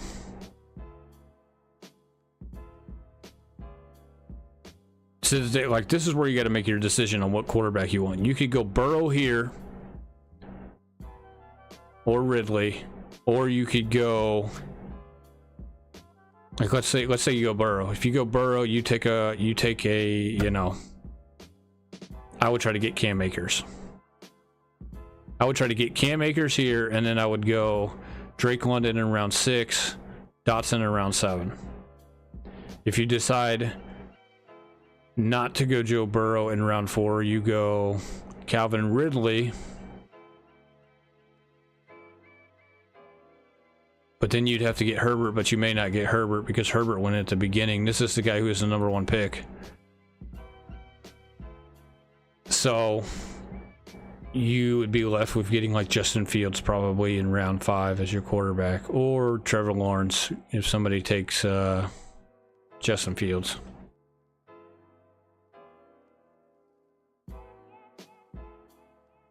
What if Bijan and Hill go in the first round and you're staring at Kelsey? I hate going Kelsey in the first round, bro. Now, like, I'm a Chiefs fan, bro. I love Kelsey, but I hate taking him in the first round. Every time you take him in the first round, you are like behind everybody else in terms of like positioning. And I know you're ahead of everybody at the tight end position, but put it this way, dude. The dude that's had Kelsey in my league, in my sleeper league, and of course this is an auction league, so it's a little different, but the guy who's had Kelsey in this league has gotten last place both years. He's gotten last place both years. This is our 3rd year going into the auction league, and the last 2 years, the guy who's had Kelsey's gotten last place both years because he doesn't have the receivers or the running backs to compete. And although Kelsey's really, really good, it's just not enough for him. I'm not a fan of Kelsey, man, in round 1. I just don't like it.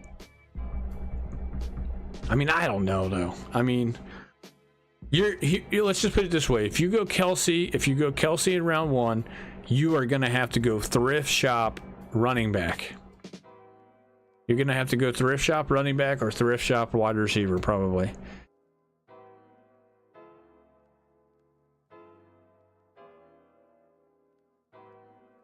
Yeah, I would go St. Brown. If it was me, realistically, I would go St. Brown, bro. I mean, I took him here at 11. St. Brown is really an 11 to about 14 pick, at least an underdog. An underdog is for cash prizes every contest. Let me log in real quick. I don't know if you do underdog on the side, if you do like some underdog leagues, or if you do DraftKings best ball leagues, but in best ball, I mean, I can show you the rankings.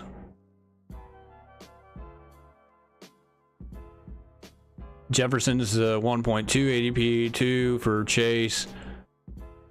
Bijan's at 9.6. St. Brown is 13.7, but yeah, I'm in love with St. Brown this year too. Yeah, St. Brown basically goes as like the 11, 12, or 13 player in just about every draft right here. Yeah, Bijan goes at 9. CeeDee Lamb usually goes around 10 or 11. And then you got Garrett Wilson. Basically, the guy with the last pick always gets like Garrett Wilson or St. Brown. I'm actually in a slow puppy right now, and I'll show you what happened in this one. And actually, I can go to my other scene for this. So this is what happened. This is my slow puppy right now. I'm right here in the 9 spot. I went St. Brown at 9, dude. Like in the slow puppy. The slow puppy's still going on right now. But Garrett Wilson was right here. This is actually my buddy too, Zig. This is my buddy who's in this league with me. He would have taken Garrett Wilson and St. Brown right here if I didn't take St. Brown. Okay. I passed up on Bijan because I got a ton of Bijan in underdog. But I took St. Brown. I took Devontae Smith, Gibbs, Burrow, Cam Akers, and see, and this is kind of my strategy for the most part, especially when I'm drafting towards the back. I love to get 2 receivers. If I'm drafting in the back, I'm always taking 2 receivers for the most part, unless I take Bijan. Then I'll go Bijan. Usually if I go Bijan right here at say 9, I would go receiver. I would probably take Chris Olave over Smith, but obviously the guy took Olave right before me. So I'm taking the next best available in my opinion, which is Smith. And then like right here, this is only half PPR, so really I would probably want Najee instead of Gibbs. I just took Gibbs just because I already had St. Brown and I kind of want to build some Detroit guys. But you go Burrow in round 4. And then I like Akers and Peterson 5 and 6. Like I love these 2 guys to go with Gibbs. Like I think having these 3 guys, I think it's just as good as somebody having like this guy has Bijan and Miles Sanders. Let's just use this guy for example. He's got Bijan and Miles Sanders. I would rather have Gibbs, Akers, and Pierce than Bijan and Miles Sanders. That's just me. I would rather have these 3 guys versus Bijan and Sanders all day. And as much as I love Bijan and I think he's good and everything, I think the value of me having Akers and Pierce over somebody like him with Sanders, who I think is not going to be as great this year, I would rather have these 3 guys over those 2. And the difference between our teams is that even though I would rather, so let's just say I'm ahead of him at running back, because I think I am. I have 2 receivers that are in the first and second round that are probably better than his 3. And I would say I have a better quarterback in Joe Burrow over Jackson. It's close, but I would give me Joe Burrow. Give me Joe Burrow. I don't care that Jackson has the rushing upside. Burrow's a better passer. Good chance he wins MVP this year. And so, how much Bijan do I have? I don't have a ton of them, but I have a lot. I have... Let me look at my exposure real quick.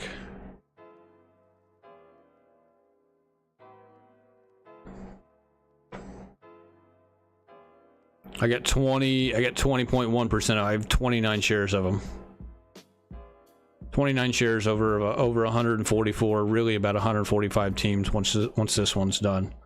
So it's a fair amount. It's not too much, you know, it's not too much. I don't have all my eggs in one basket, but I do have 20.1% of them, almost 30 shares. You know, it's not bad. And I've taken them at the 3 spot. I've taken them at the 12 spot. I've taken them all over the place in the first round. Just depends on how I'm feeling that day. You said Smith over Adams? Yeah, Smith over Adams. I'm just not as high on Devontae this year, man. He had a really good year last year. Doesn't have a quarterback. He'd be better off having me throw him the ball probably than Jimmy G. I mean, Jimmy G is not the answer, man. And I just got a feeling about Adams this year, man. I'm staying away from him, man. I'm staying away from him. I'm staying away from him in best ball, okay? Like in this league, it's different. Because if I can get Adams for cheap, if I can get him for cheap, you know, on a value, then I might take him in like this league because it's auction. And then say he's having a bad year, like the first few games, because Jimmy G sucks. They're losing a ton of games. You got to remember, this team has the second toughest schedule in the National Football League, and they just downgraded at quarterback, and their head coach sucks. And they're in a tough AFC conference on top of everything as well. And they got a running back who was a rushing leader last year who's probably going to hold out training camp starting tomorrow, by the way. Tomorrow training camp starts for him. He won't be there. So he's going to be prone to injury, especially coming off the damn near 400 touches he had last year and missing training camp. They're going to be terrible. And so he's going to be, there's a good chance that Adams is probably pretty unhappy with the team, especially if they get off to a bad start, which they probably will. And then, so if somebody else owns this guy, like in this league, I might be able to just trade for him for peanuts. Like, say he's just not having a good year, and maybe he wants a trade, which I don't think they're going to trade him because of the cap hit they would take. But you never know, man. Anything's possible. And so maybe like week 8 or 9, like halfway through the season, and say things aren't going right for the Raiders, things aren't going right for him, then I would maybe trade for him for, like, you know, give away somebody to get him that I wouldn't normally be able to do like last year or the year before, you know. I'm just not as high. I think Adams should be like a 3rd round pick, or at least the end of round 2. He should at least go to the end of round 2. I don't think he should go in round 1. I'm not. To me, it's just too much of a risk, considering that his quarterback's Jimmy G now. So that's why I'm taking Smith. Smith, I know what his situation is. I know he's gonna. He had more receptions than AJ Brown last year. There's a good chance AJ Brown misses a couple of games this year, probably because he just misses games throughout his career because of his knees or whatever, even though he didn't miss any last year. I actually owned AJ Brown last year, and he ended up paying off. But you look at his game log here, he played every single game. He kind of missed some time, I think, in this Washington game. That's why he only had 1 point. But you go back to this year, he missed a game here week 4. He missed some games week 12 to 15. You back to 2020, he got 3 games here. Go back to 2019, which would have been his rookie year. He stayed relatively healthy. Of course, he didn't play a whole lot of snaps his rookie year until the end of the season, but AJ Brown's kind of known to miss a few games here and there over the course of the last 2 years, if you take away last year. And so I think he misses some games this year, potentially. He's always had this knee issue. And with Devontae Smith's a Heisman winner. He is going into year 3 now. We know that the Eagles have one of the best offenses in the league. And his production went from, look at this guy went from rank 29 to rank 9 in PPR last year. I'm more comfortable with somebody like Davante Adams, who I know has a good quarterback. Okay, Davante Adams does not have a good quarterback. This guy does. And he has a good offense, and he has a good defense, and he has a team that's competing for the Super Bowl. So yeah, I'm taking Smith over Adams all day, every day, because I know what I'm going to get out of Devontae Smith. Adams over underlines are 13, 25, 8 touchdowns. Yeah, but he scored 14 touchdowns last year. So, and he had over Adams had over 1,500 yards? He might have had over 1,600 yards receiving last year. Actually, no, it was like 15. Yeah, 15, 16. 14 touchdowns. So the fact that they have him at 8 as an 8 over under for touchdowns, that tells you that the sports book doesn't think he's going to produce the same way he did last year either. I'm not saying that's not good. I mean, if you get 1,300 yards, 8 touchdowns, that's still not a bad season, but I just think there's more risk, man. Smith's numbers are going to increase if AJ Brown misses time. He's a very good receiver in the league. I think he is a top 10 receiver in the league. People just don't realize it. He finished 9th in PPR last year. The fact that he's playing Robin to Batman, I think, and he plays on a really good offense, helps him. And both Devontae and AJ Brown can coexist, obviously. We already know that. But if Brown misses say Brown misses like 3 games, I'm not saying Brown's going to miss the whole year, but say he misses like 3 or 4 games. That's 3 or 4 games of Devontae Smith that we might have huge like 30 point performances like this one. So you had 29 here, 17, 18, 20, 18, 10. I mean, he was really consistent down the stretch. And he was really a better receiver than A.J. Brown. A.J. Brown just had more yards because he had more big plays. But Smith had 95 catches. Brown only had 88. The targets weren't far off, 136 to Brown's 145.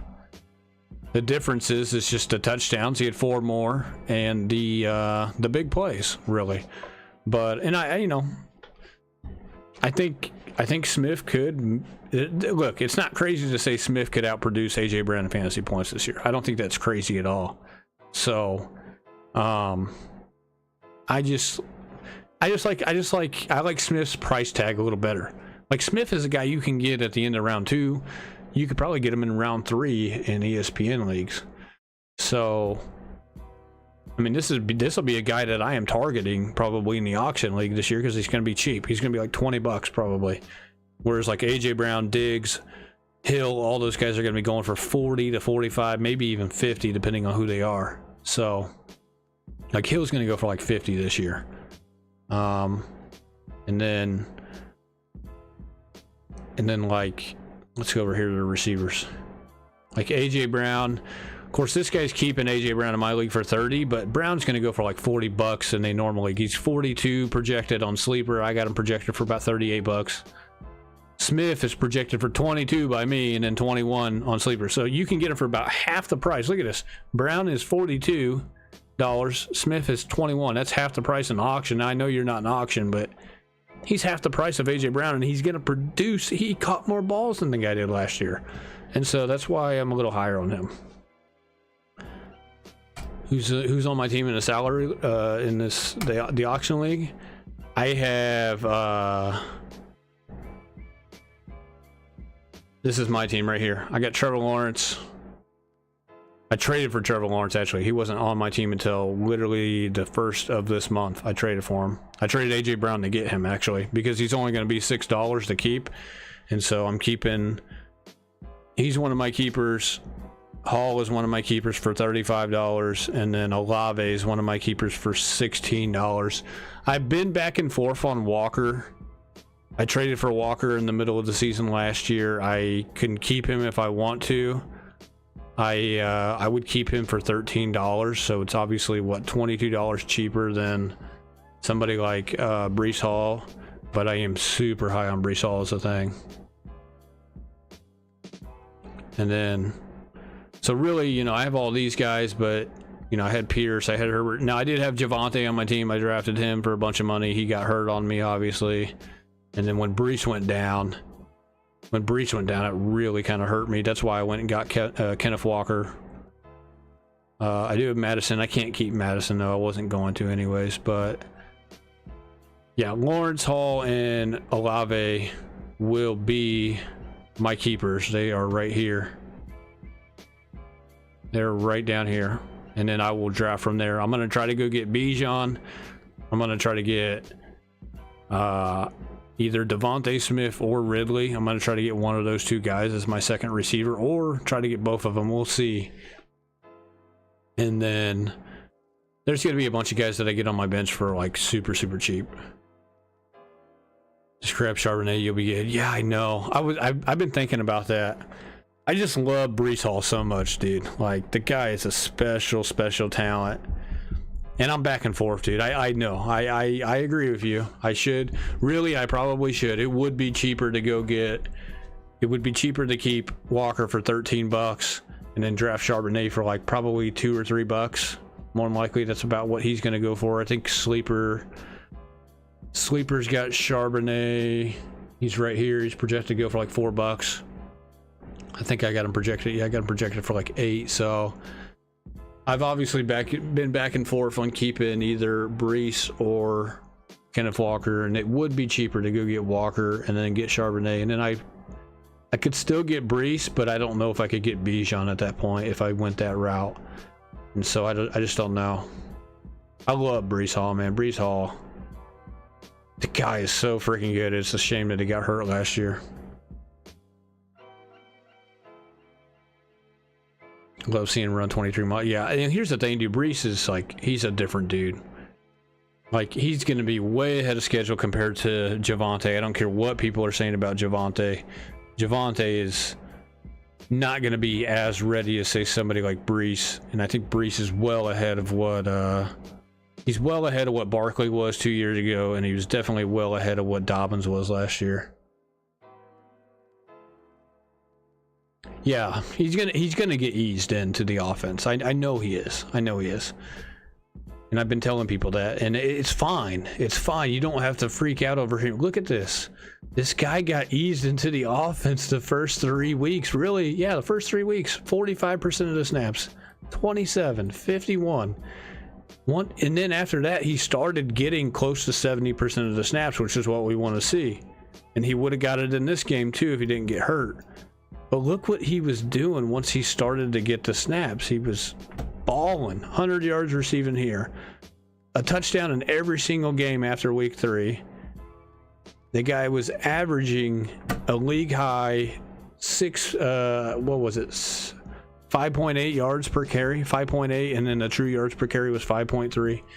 I don't care if he's going to be limited, because I think after they unlimit him, say week 4 or week 5, once they fully unlock him and they say, hey, go, he's gonna pick up right where he left off.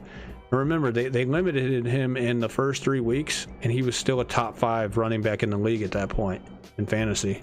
And so that's why I'm not really worried about it. Yeah, Javonte, I can't believe, like, look, there was news about them not putting Javonte on the PUP list. Like, he's not on the active PUP list. Breece Hall's on the active PUP list. They can obviously take him off at any point in time. Javonte, on the other hand, they're not putting him on the PUP list at all. And they're obviously talking him up to start week 1, this and that. I don't know, dude. I got to see it first. I got to see it before look, I've taken him a couple of times in underdog. I don't think I have too many shares of him. I have 7 shares of him, so a little less than 5%. Most of these drafts that I have Javonte, I took P. Ryan as his backup. Like, I took P. Ryan, handcuffed him. So I'm not really too worried about the times that I drafted him on underdog. But in a regular league like this league right here, I'm not drafting Javonte, dude. I'm not. I don't know how they're saying this guy's on track. His knee exploded? Yeah. I don't know how they're saying this guy's on track to start, bro. I really don't. And look, I went over it the other day. My guess is it's the same thing that happened to Saquon is what's going to happen to Javonte. He's going to, if we go back 2 years ago, so this is the year he tore it. This would have been 2 years ago, technically, right here. So this was last year. This was 2 years ago. This was the year coming off of the ACL tear.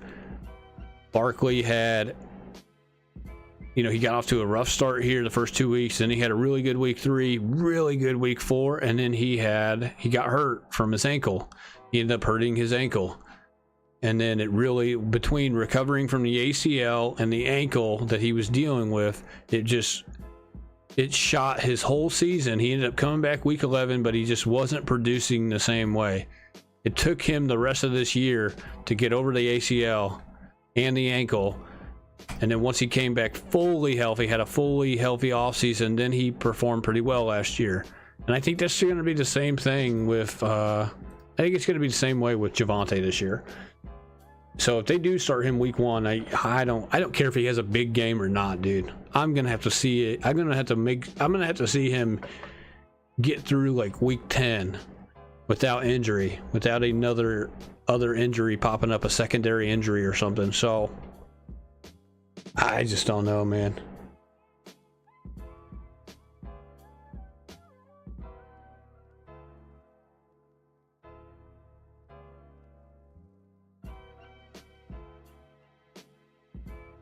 Let me find this piece of news real quick. Where's it at? There's been a lot of news today.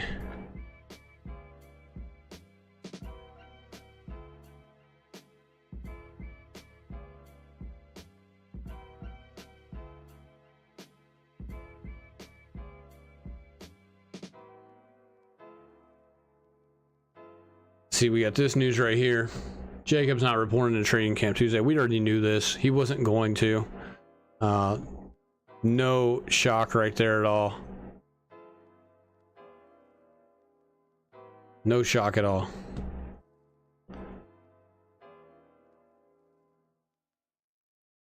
I like this. Cook to have an increased receiving work in 2023. That could be good for my other league.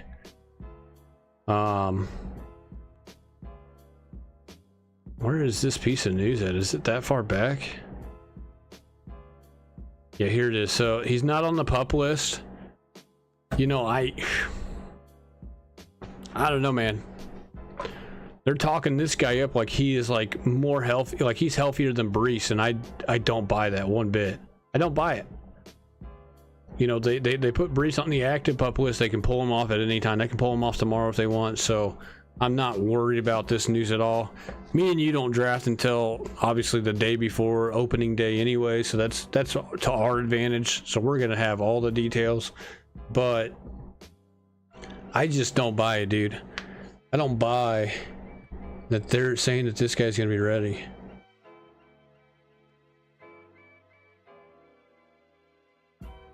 You drafted JT, look how that turned out. I might be cursed.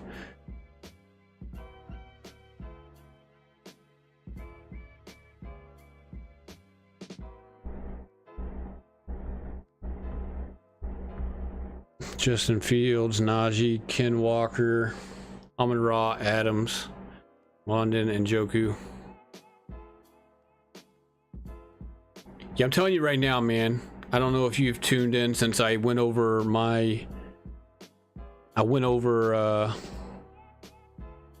yeah, Nyheim Hines. Yeah, that sucks, man.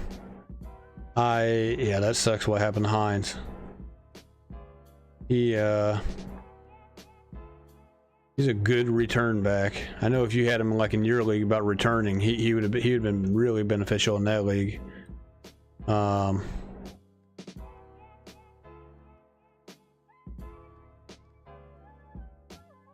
There is some good news that can come out of the Nyheim Hines situation, though, and that's Dalvin Cook going to Buffalo. That would be the good news. If there is any such thing as talking about positive news of somebody's injury, which I know sucks, and you don't want to see anybody get injured, obviously, but it is part of the sport. Well, hopefully that would drive maybe Dalvin Cook to go unite with his brother and James Cook and just go be a part of that backfield and stay away from Stevenson and Breece Hall. That's what I would say. But yeah.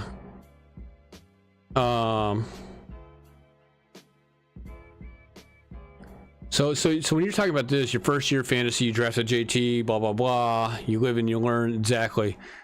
And here, you want me to? This is what I'm going to tell you about drafting these running backs, bro, in round one. Let me go. I broke this down. Where is my? It's not here. Hold on.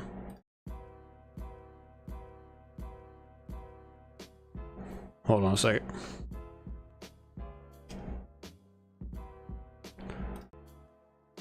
It's gonna be this one, I believe. All right. No. It's not gonna be this one. Or no. It is. It's this other page. All right. So what I will tell you. No cooler Dalvin's gonna end up. Yeah. Okay. So what I would tell you here though about these running backs, and I went over this a while ago. I went over this a couple of weeks ago about these running. So this is like the history of running backs inside the top 20 for the most part. This past year it's top 22. This year right here is top 22. 2015, 2016, and then you got 2017 down here, 2018, 2019, 2020, 2021. This is all the top 20 running backs of that year, at least as far as total touches go. So this is their rank right here as far as their total touches. Total touches includes all their rushing attempts plus all of their receptions. Okay, how many times do they touch the ball? And if you go back, you look at all these guys who were top in their, pretty much top 3 within the total touches from the previous year. This is what they did the next year. So this is next year plus or minus as far as percentage of touches or if they got injured or whatever. So I went over this a couple of weeks ago. I'm trying to think of what the video it is or which stream it is, but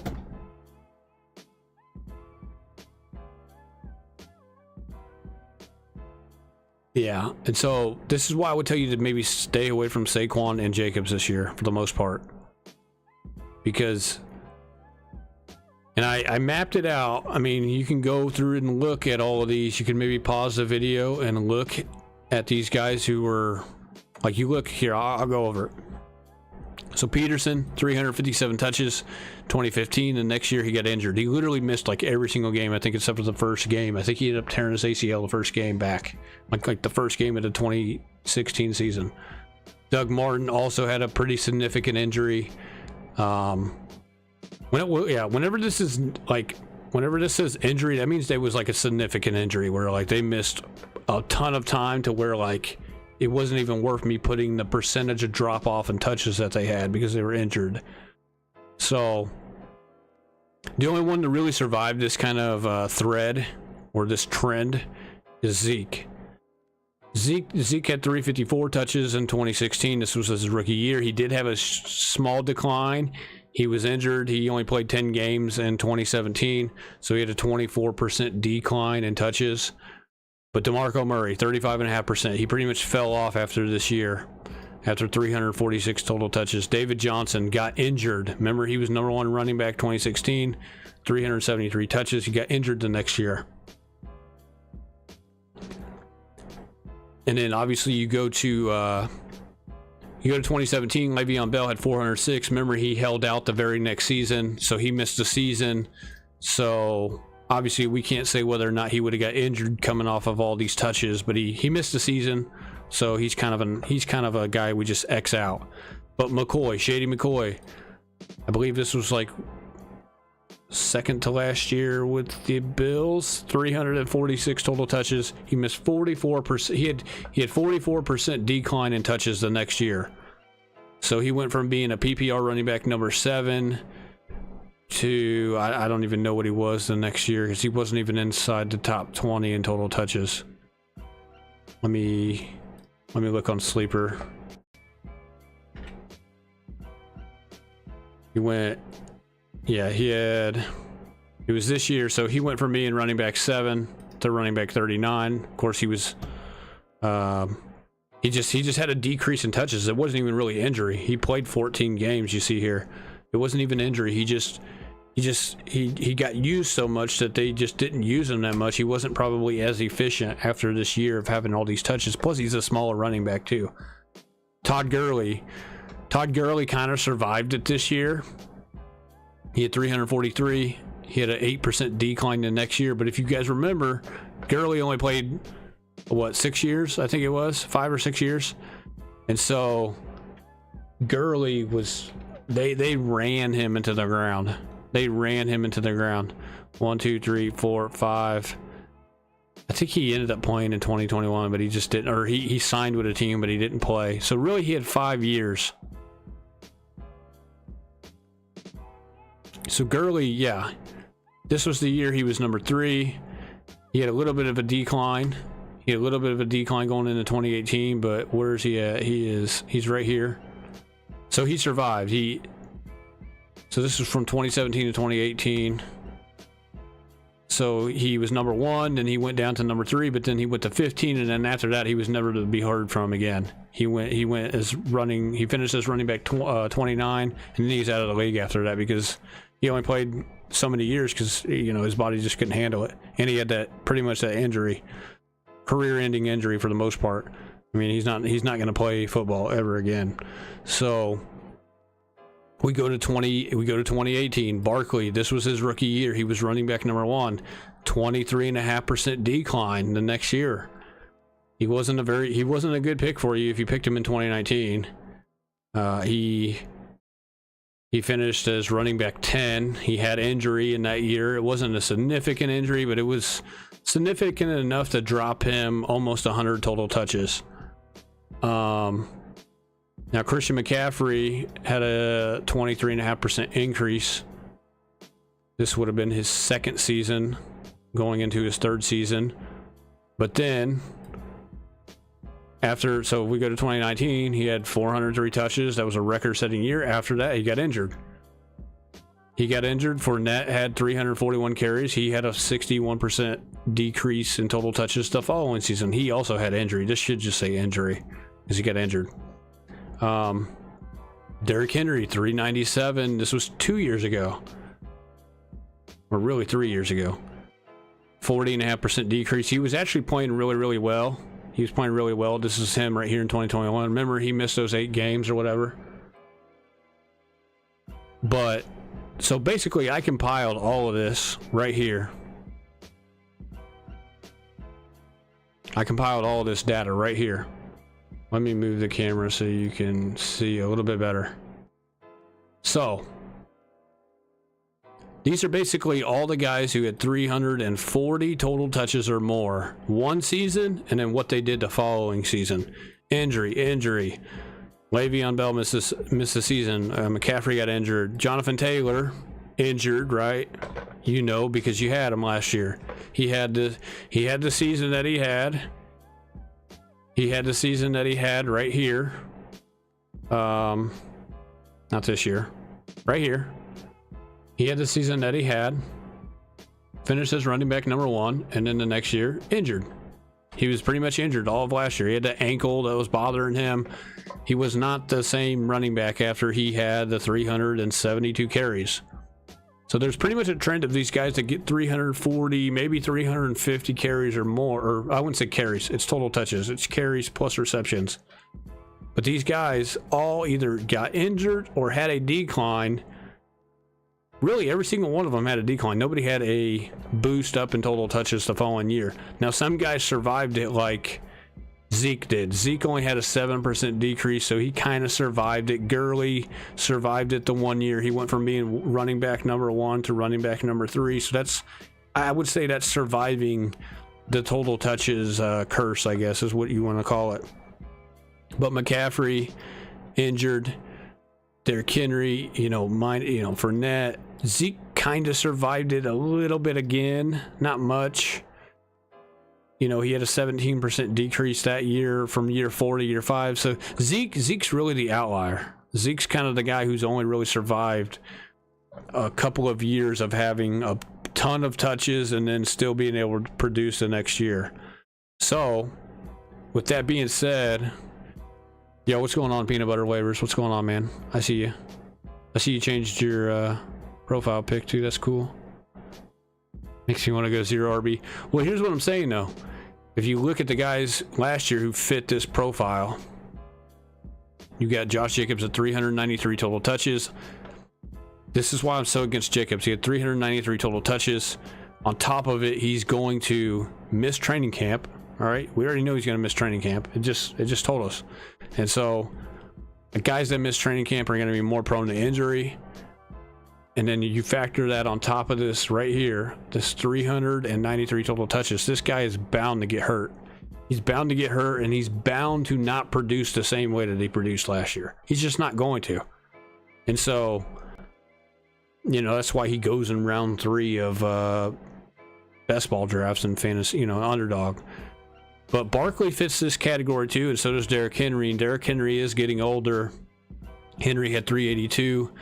Barkley had 352, which, if you remember, is the same amount of total touches that he had his rookie year in 2018. 352 total touches as well. So would you target running back wise in rounds? Yeah, I would target running backs in 3, 4, and 5. Like, I would target Gibbs. I like Akers this year to have a rebound year. I semi like Dobbins. I don't like him as much though, ever since he's kind of been a little bit hurt, I guess, in training camp. But that's why I like Bijan more though in like round 1 than say somebody like really McCaffrey's just outside of the line here, 329. He's close to that 340, 350 total touches number. He also does play for the Niners, who have a ton of injuries every year, it seems like. And then obviously Chubb was pretty close to that line as well. So these guys I'm a little skeptical of. Eckler, not so much. I think Eckler is an okay pick in round 1. I would not be against taking Eckler at all. If you take Eckler, I'm not gonna dog on you or anything. I think Eckler will have a pretty injury-free season for the most part. I think he'll be okay. I think you can get by with Eckler for 1 more year. But Stevenson, he's below the line. If he avoids Dalvin Cook and Leonard Fournette, I would love Stevenson this year. Because he fits right here in this mold, right in the middle of guys. Like, if you look down here last year, guys down here, these guys had increases from 2021 to 2022. So did these guys right here. These guys that only had about 250 to 290 total touches, a lot of these guys, and if they're good running backs and they're young, they usually have a increase in total touches the following season.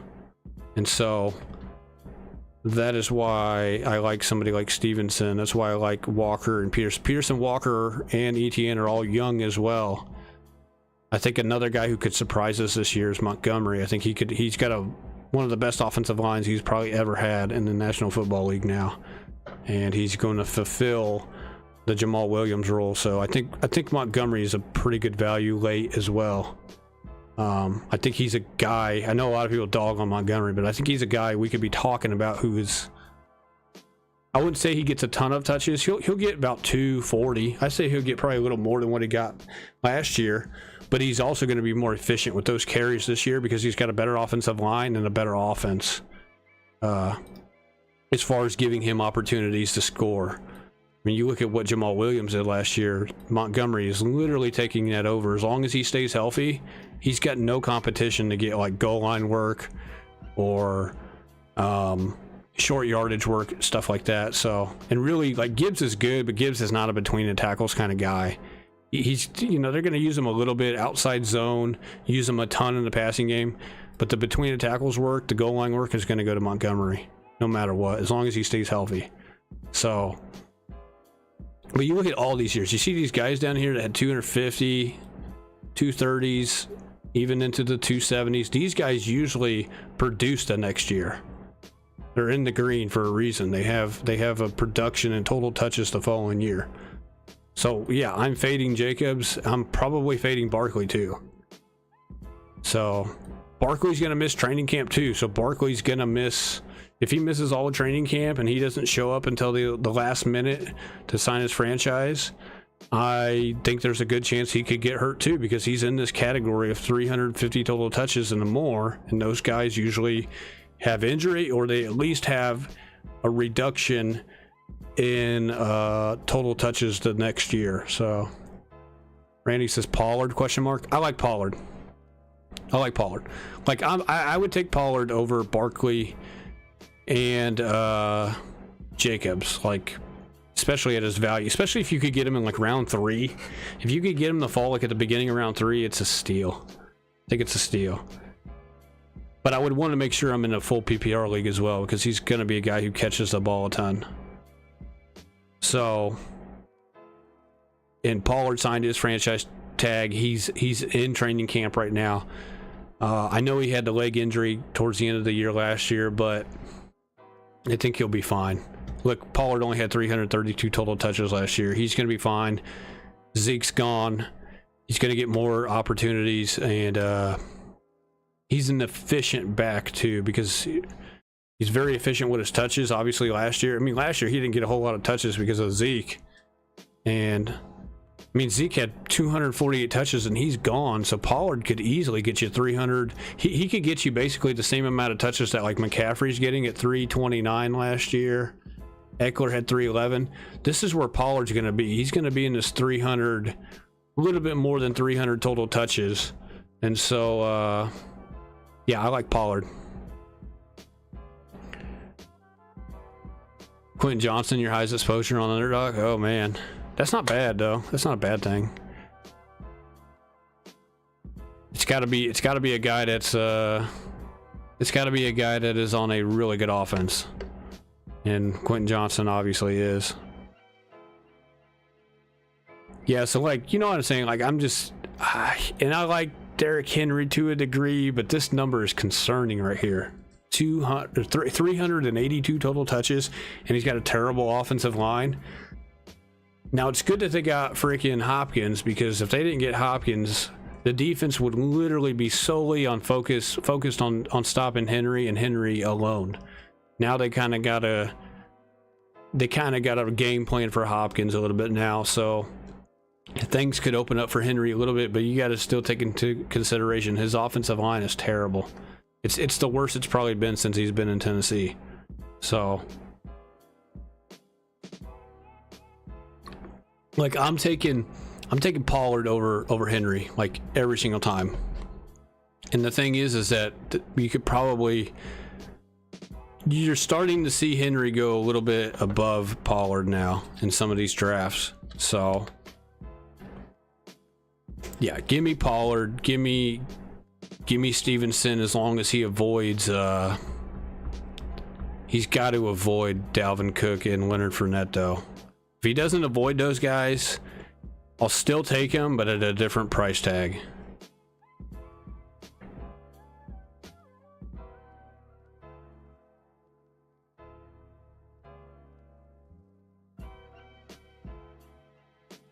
Yeah, the Chargers are going to pass the ball more than anybody in the league this year. It's going to be between them and Minnesota and my Chiefs. Those will be probably the three most dominant passing offenses in the league, if I had to guess, because the run game is pretty much non-existent on all three of those teams to a degree. Pacheco's okay. But the Chiefs in Andy Reid's scheme is just to throw the ball a ton. Obviously, the Chargers are going to throw the ball a ton. The Chargers threw the ball a ton before Kellen Moore showed up. Now they're just going to throw it even more, to the point to where they probably lead the league in passes per game. And then obviously we know Minnesota throws the ball a ton with Kevin O'Connell. And now that Cook's gone, and obviously I love Madison to a degree, but Madison's not going to be used and get the same amount of work that Cook got the last like 3 years. He's not going to. They're going to pass the ball more instead of, he's going to get a few less carries than what Cook would probably get, and then they're just going to replace those carries that Cook would normally get with pass plays. So, yeah, those are going to be three teams that I would be targeting a lot in like a weekly or just in any sort of fantasy draft in general. Those three teams, those receivers. And obviously, if you got Eckler as a catching running back, Kellen Moore is the Cowboys' old offensive coordinator. He used to play quarterback in the NFL as well. He wasn't very good, but he used to play. He's a good offensive coordinator if you want your team to throw the ball a ton. Let's just put it that way. I believe he was the offensive coordinator for Dak in 2019. I believe is when he came into this job for the Cowboys. But you look at Dak, some of Dak's best years. Number 2, his first year. Number 2 right here in PPR.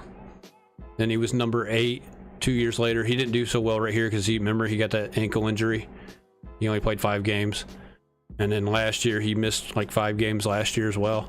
But in the 2 healthy seasons that Kellen Moore was the offensive coordinator for Dak was a really good QB in fantasy. Number 2, number 8. Yeah, expect, I'm telling you guys right now, and this guy, this is the list right here. Going nuclear in 2020. Herbert's there. We've been on Herbert for a while now. On the competition. You can get Herbert super late, in my opinion. To demolish other league members in fantasy football this year.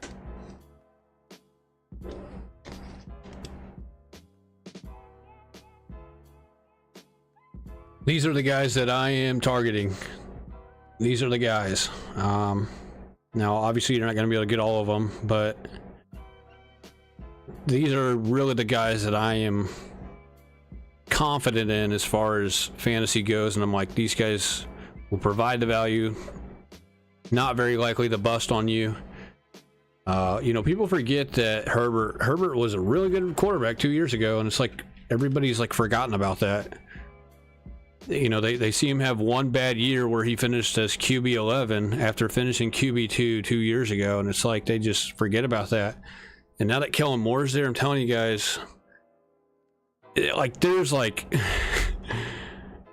a good chance he goes for 5,000 yards again. He almost went for 5,000 last year, and he had no wide receivers. He had no wide receivers. They were all hurt. They all kept getting hurt. Keenan Allen missed a ton of time. Mike Williams missed some time. They just added Quentin Johnston. I mean, yeah. There's a reason why I'm higher on there's a reason why I'm higher on Herbert than I am some of these than guys like Josh Allen. There's a reason for it. I'm not just blowing smoke to you guys. It's because of this reason. I mean, I have Herbert as my number 4 guy above Allen. Above Allen. Now, he's not quite to Burrow and Hurts and Mahomes, but he's close. The difference is that you can get Herbert in round 5, like every single time. I mean, he's the cheapest of all of these guys. Of all 5 of these guys here in the top 5, he is the cheapest. And he's really cheap. So don't sleep on Herbert, man. He's a good guy. He's a good guy to have. I think Kellen Moore comes in and he turns that offense around. I think his receivers stay a little healthier this year than what they did last year. And if that's the case, the sky's going to be the limit. They're going to be scoring way more points than they did last year. And they're going to be throwing the ball more.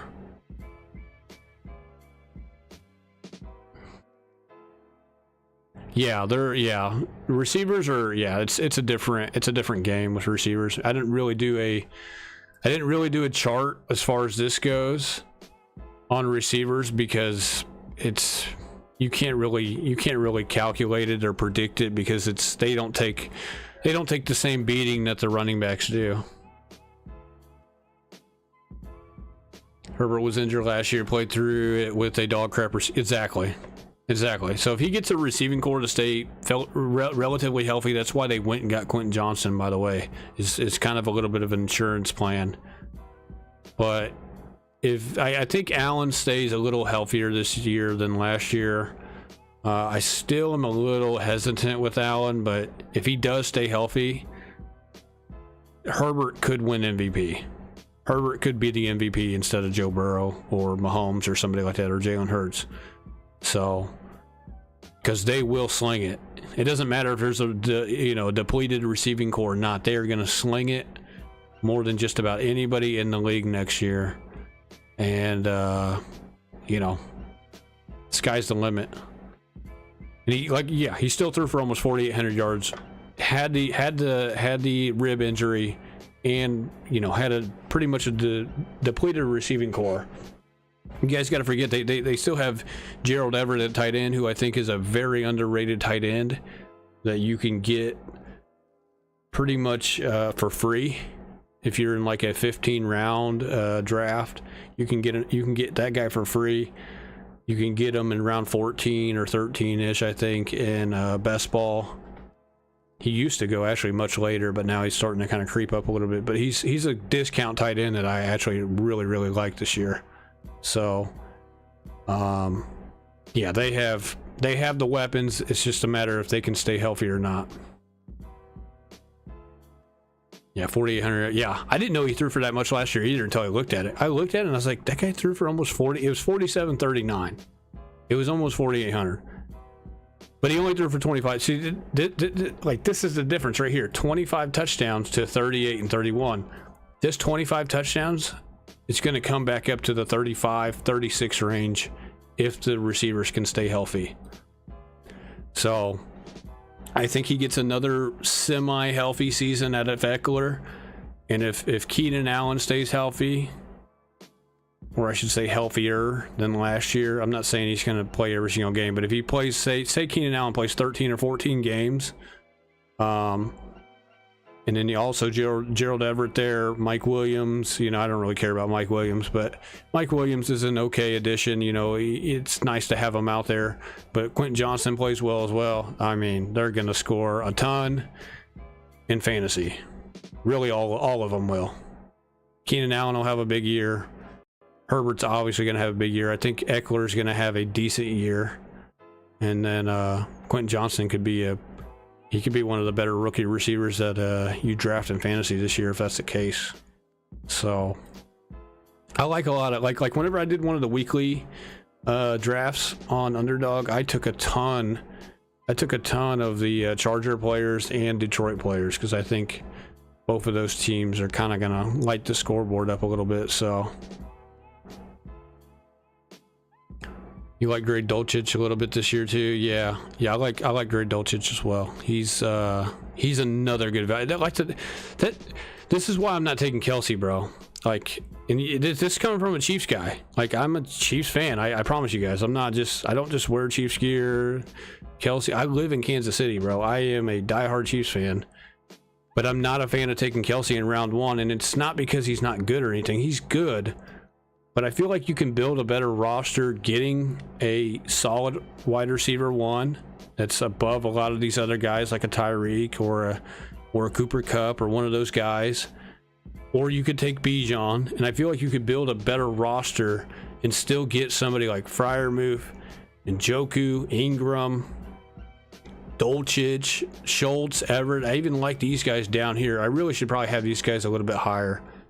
I'm not as high on Waller, obviously, but I'm okay with taking a chance on a couple of these tight ends down here from the 6 to 14 range. So outside of George Kittle, I'm okay with taking a shot on 2 of these guys versus having Kelsey. Like, give me 2 of these guys. I get to pick any 2, and let me build my roster the way I would normally build it with a running back or a receiver in round 1. I would rather go that approach than take a gamble on Kelsey, who I know is really, really good. I got a jersey of the guy right here, bro. I know he's good. I love the guy. But at the same time, he is 34, and we don't know when that day is going to be where something happens. And the guys who drafted him, I'm going to tell you this right now, because he's going to go in round 1 this year, like he already is. He'll probably go in round 1 next year if he stays healthy. But at some point in time, I don't know if it's this year or next year or the year after, but it's going to be soon because he is going to be 34 this year. The guy's not going to play till he's 46 like Tom Brady, okay? He's just not. He doesn't play quarterback. But at some point, he's going to bite everybody in the ass. He's going to bite everybody who drafted him in the ass whenever he goes down. And they'll be like, bro, I drafted this guy in the first round and he's out. Oh my God. Like, you're going to be done. You will have no shot at winning your fantasy. Kelsey at that ADP is not worth it. Maybe in the second round, sure, but not at 6. Not at 6 over guys like Diggs, Bijan, Hill. Just doesn't make sense. Yeah, that's the thing. Like, Kelsey should go in round 2. I feel like at round 2, I could maybe buy. I could buy him at round 2. But at round 1, man, I know he scores more than all the other tight ends, bro. I know that, and I know it's significant points because you're making up a lot of points at the tight end position, but I'm telling you, man, I feel like you would be better off. I mean, dude, the guy in my auction league, and of course this is auction, this isn't redraft, but like, look, this guy's going to keep Kelsey, right? This guy's going to keep Kelsey in my auction league. Oh, you guys can't see. Hold on. Let me move the webcam. This guy's going to keep Kelsey in my auction league right here for the second year. This will be his second year keeping him. But this guy has not finished very well at all. He finished okay last year, but the first year he finished terrible. He finished terrible having Kelsey on his team. And he's drafting Kelsey. He's keeping him for $59 of his fab money, or of his budget money. And so you guys see it right here. 59 big ones. And this will be his second year keeping him. That's just a ton of money. I wouldn't pay $59 to keep Kelsey in the auction league though. And I would not draft him in round 1. And I've taken him a couple times in best ball, but I don't have many shares of him because I just feel like the price tag's too high. Yeah, you should be drafting him with Mahomes, especially if you're in best ball. There's a little bit of a advantage in best ball to stacking players Not so much in the not so much in like a regular league, but a lot of the times people do have, they're trying to get Mahomes to go with them. And so if you do go Mahomes and Kelsey, when I'm not saying that's not a bad combo, it is a good combo, but you're missing out on so many good receivers, man. It's not even really the running backs. The running backs you can make up for, in my opinion, because I think you can go value running backs like Akers, like Kenneth Walker, Mixon if you love Mixon. I'm not really as high on Mixon, but he is a decent value considering all things. Even Najee Harris in round 4. I got him at like the end of round 4 in a draft a few nights ago. I think he's a good value. Especially in round 4. But you can get some value running backs in round 4, 5, and 6. You can get Pierce. I like Pierce. I like David Montgomery, who you can get in round 7. I think you can make up for it with the running backs. But it's tough, man. When you have to go receiver, round 3 and 4, in my opinion, if you go Kelsey Mahomes. You just have to. Because I feel like you're missing so much value. Like, you're missing out. Let me see. Let me move this over again. Let's look at the receiver list. You're missing out on... I'm going to highlight all the guys you're missing out on. You're missing out on those guys. DK could still be there, but you're missing out on Higgins. You're missing out on probably this guy and this guy.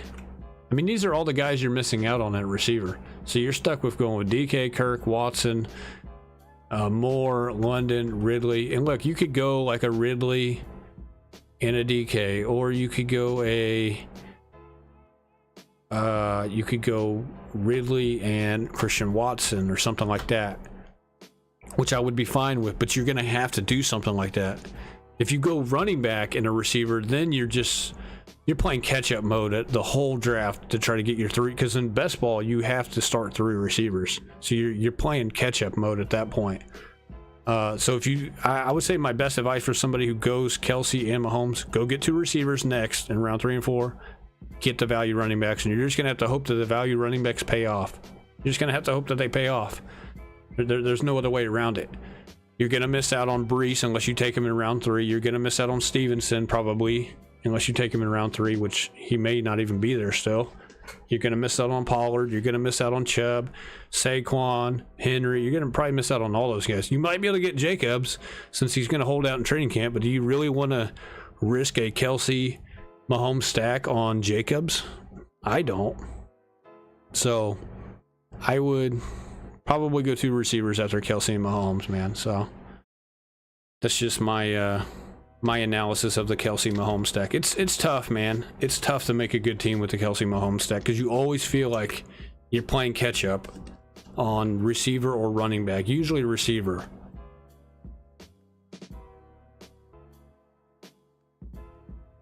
So all right, guys, I think I'm done for the night.